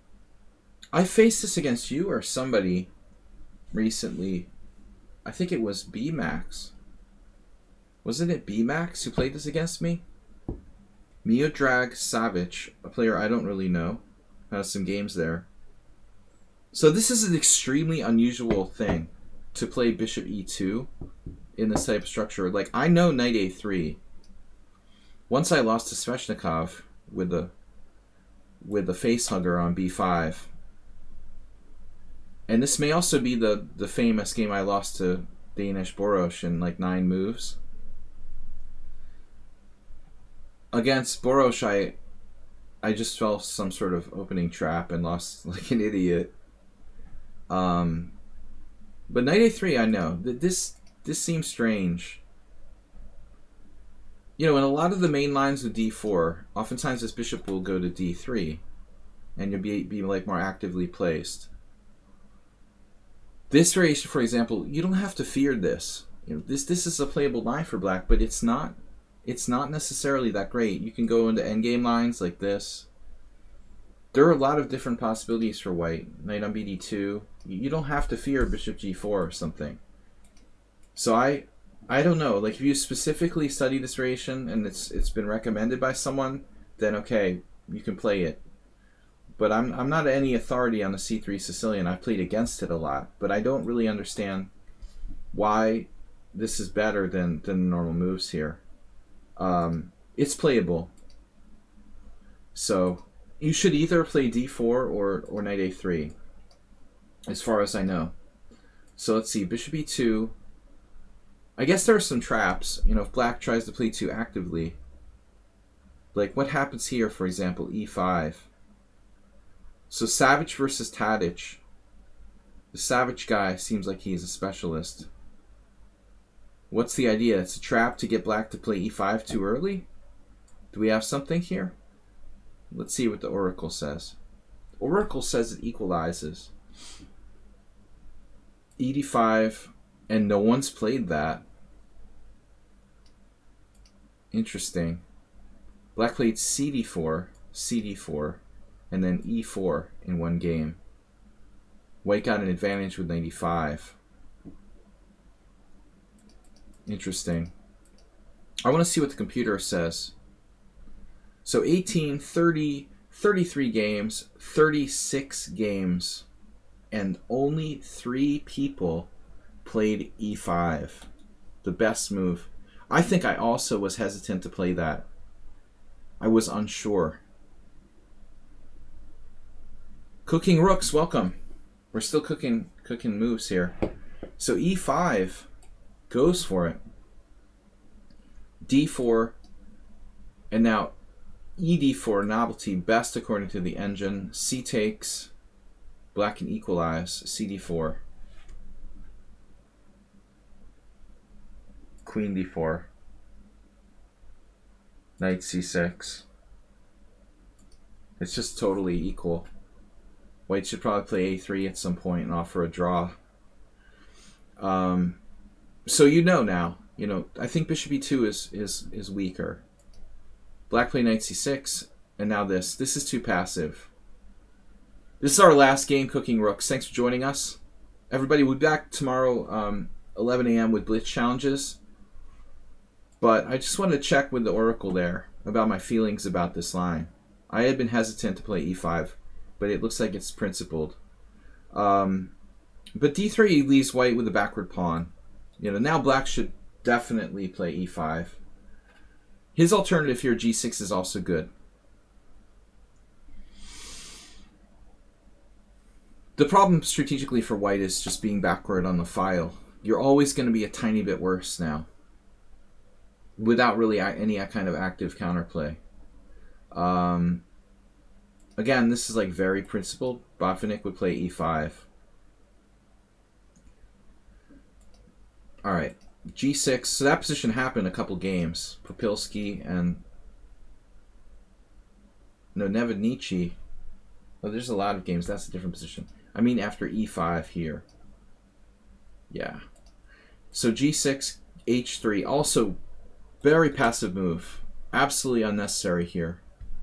Astrobate, thank you for donating, sir. 1,000 bits from the Acer bot. We want to create like a tribute bot for the stream. Astrobate's been such a amazing supporter of my stream. We should have an Aster bot. All right, Bishop G7, castles, and now C4. I forgot that this was our game. Wow, I didn't even look at the players. I didn't realize this was our game. I didn't bother to check the names of the opponent. This was literally my game. So C4 is bad. C4 makes it worse. You already have a backward pawn on D3. And when you play, you know, because I looked at this position with black. Asterbot quotes, exactly. Acerbot. C4 is a very bad move. Because now your D pawn is even more backward. And additionally, like the pawn on D4, the D4 square is weak. I think I played correctly so far. And like a Tarash, black has an option to develop either here or something like here. Obviously G4 is out.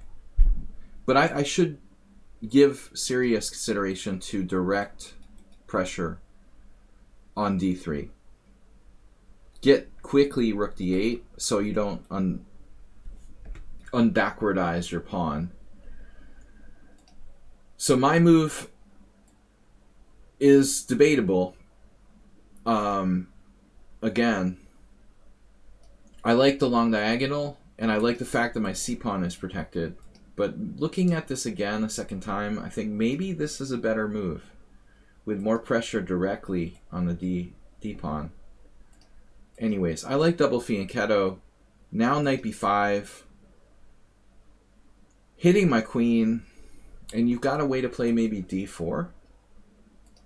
The question is, if d4, I can hit a6 in between move. So I think you need to consider this like your last moment where you can possibly get the pawn forward without being backward. If a6, you counter with d5. If I take your knight, you take my knight. And it's not that clear, I guess. For example, queen c6, pawn takes pawn.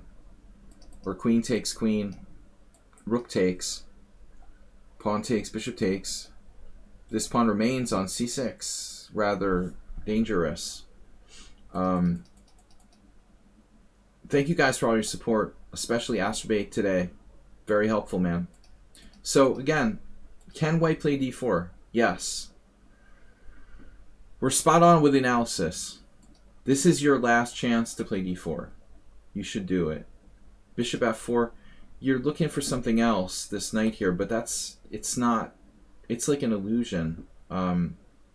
More important thing is that you fix the structural long-term problem in your position.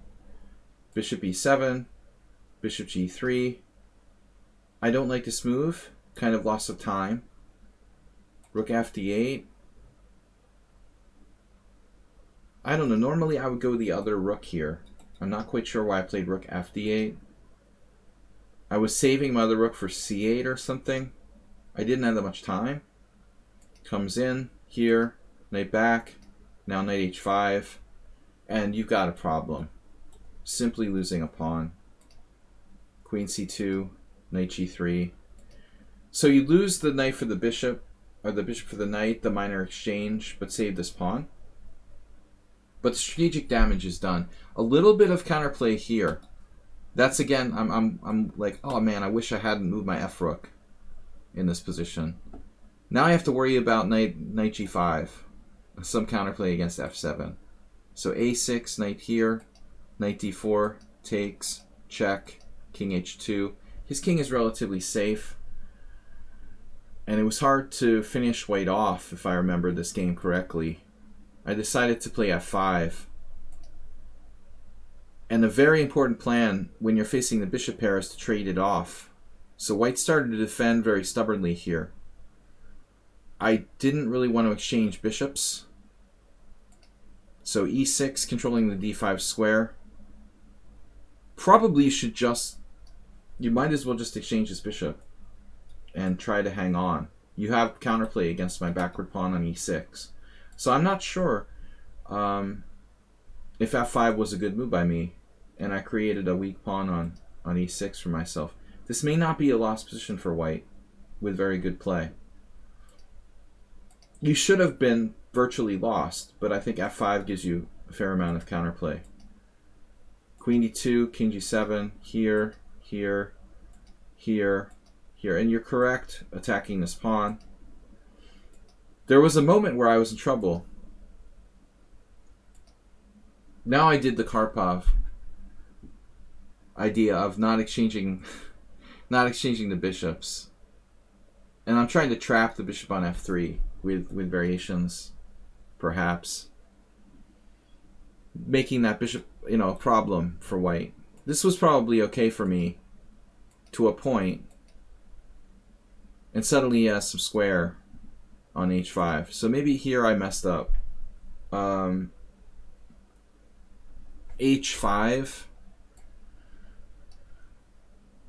h4, or queen g5 is possible. I guess h5 was the right move for black. You're in big trouble after that. I have even stronger moves. Bishop e5 apparently. But I really messed up with g5. Gives you your bishop a square on h5. And now it's not so easy. I was a little lazy there. Now you gave your bishop retreat squares. But there was a moment later where I blundered. I remember clearly. You're threatening knight d5. I was aware of it, but it doesn't do anything right away. No, it does. Actually, here it wins the exchange.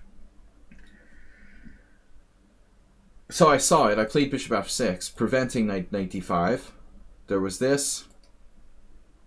And now you had it. Knight d5.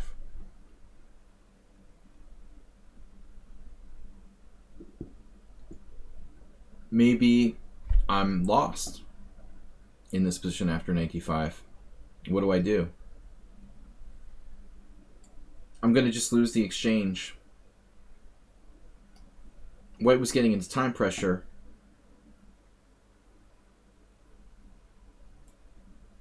I saw the move at the time. I guess I looked at this. This. Your rook is trapped. So now queen e6, and this is what I expected. Queen e6, rook e6, bishop f3, and then rook here.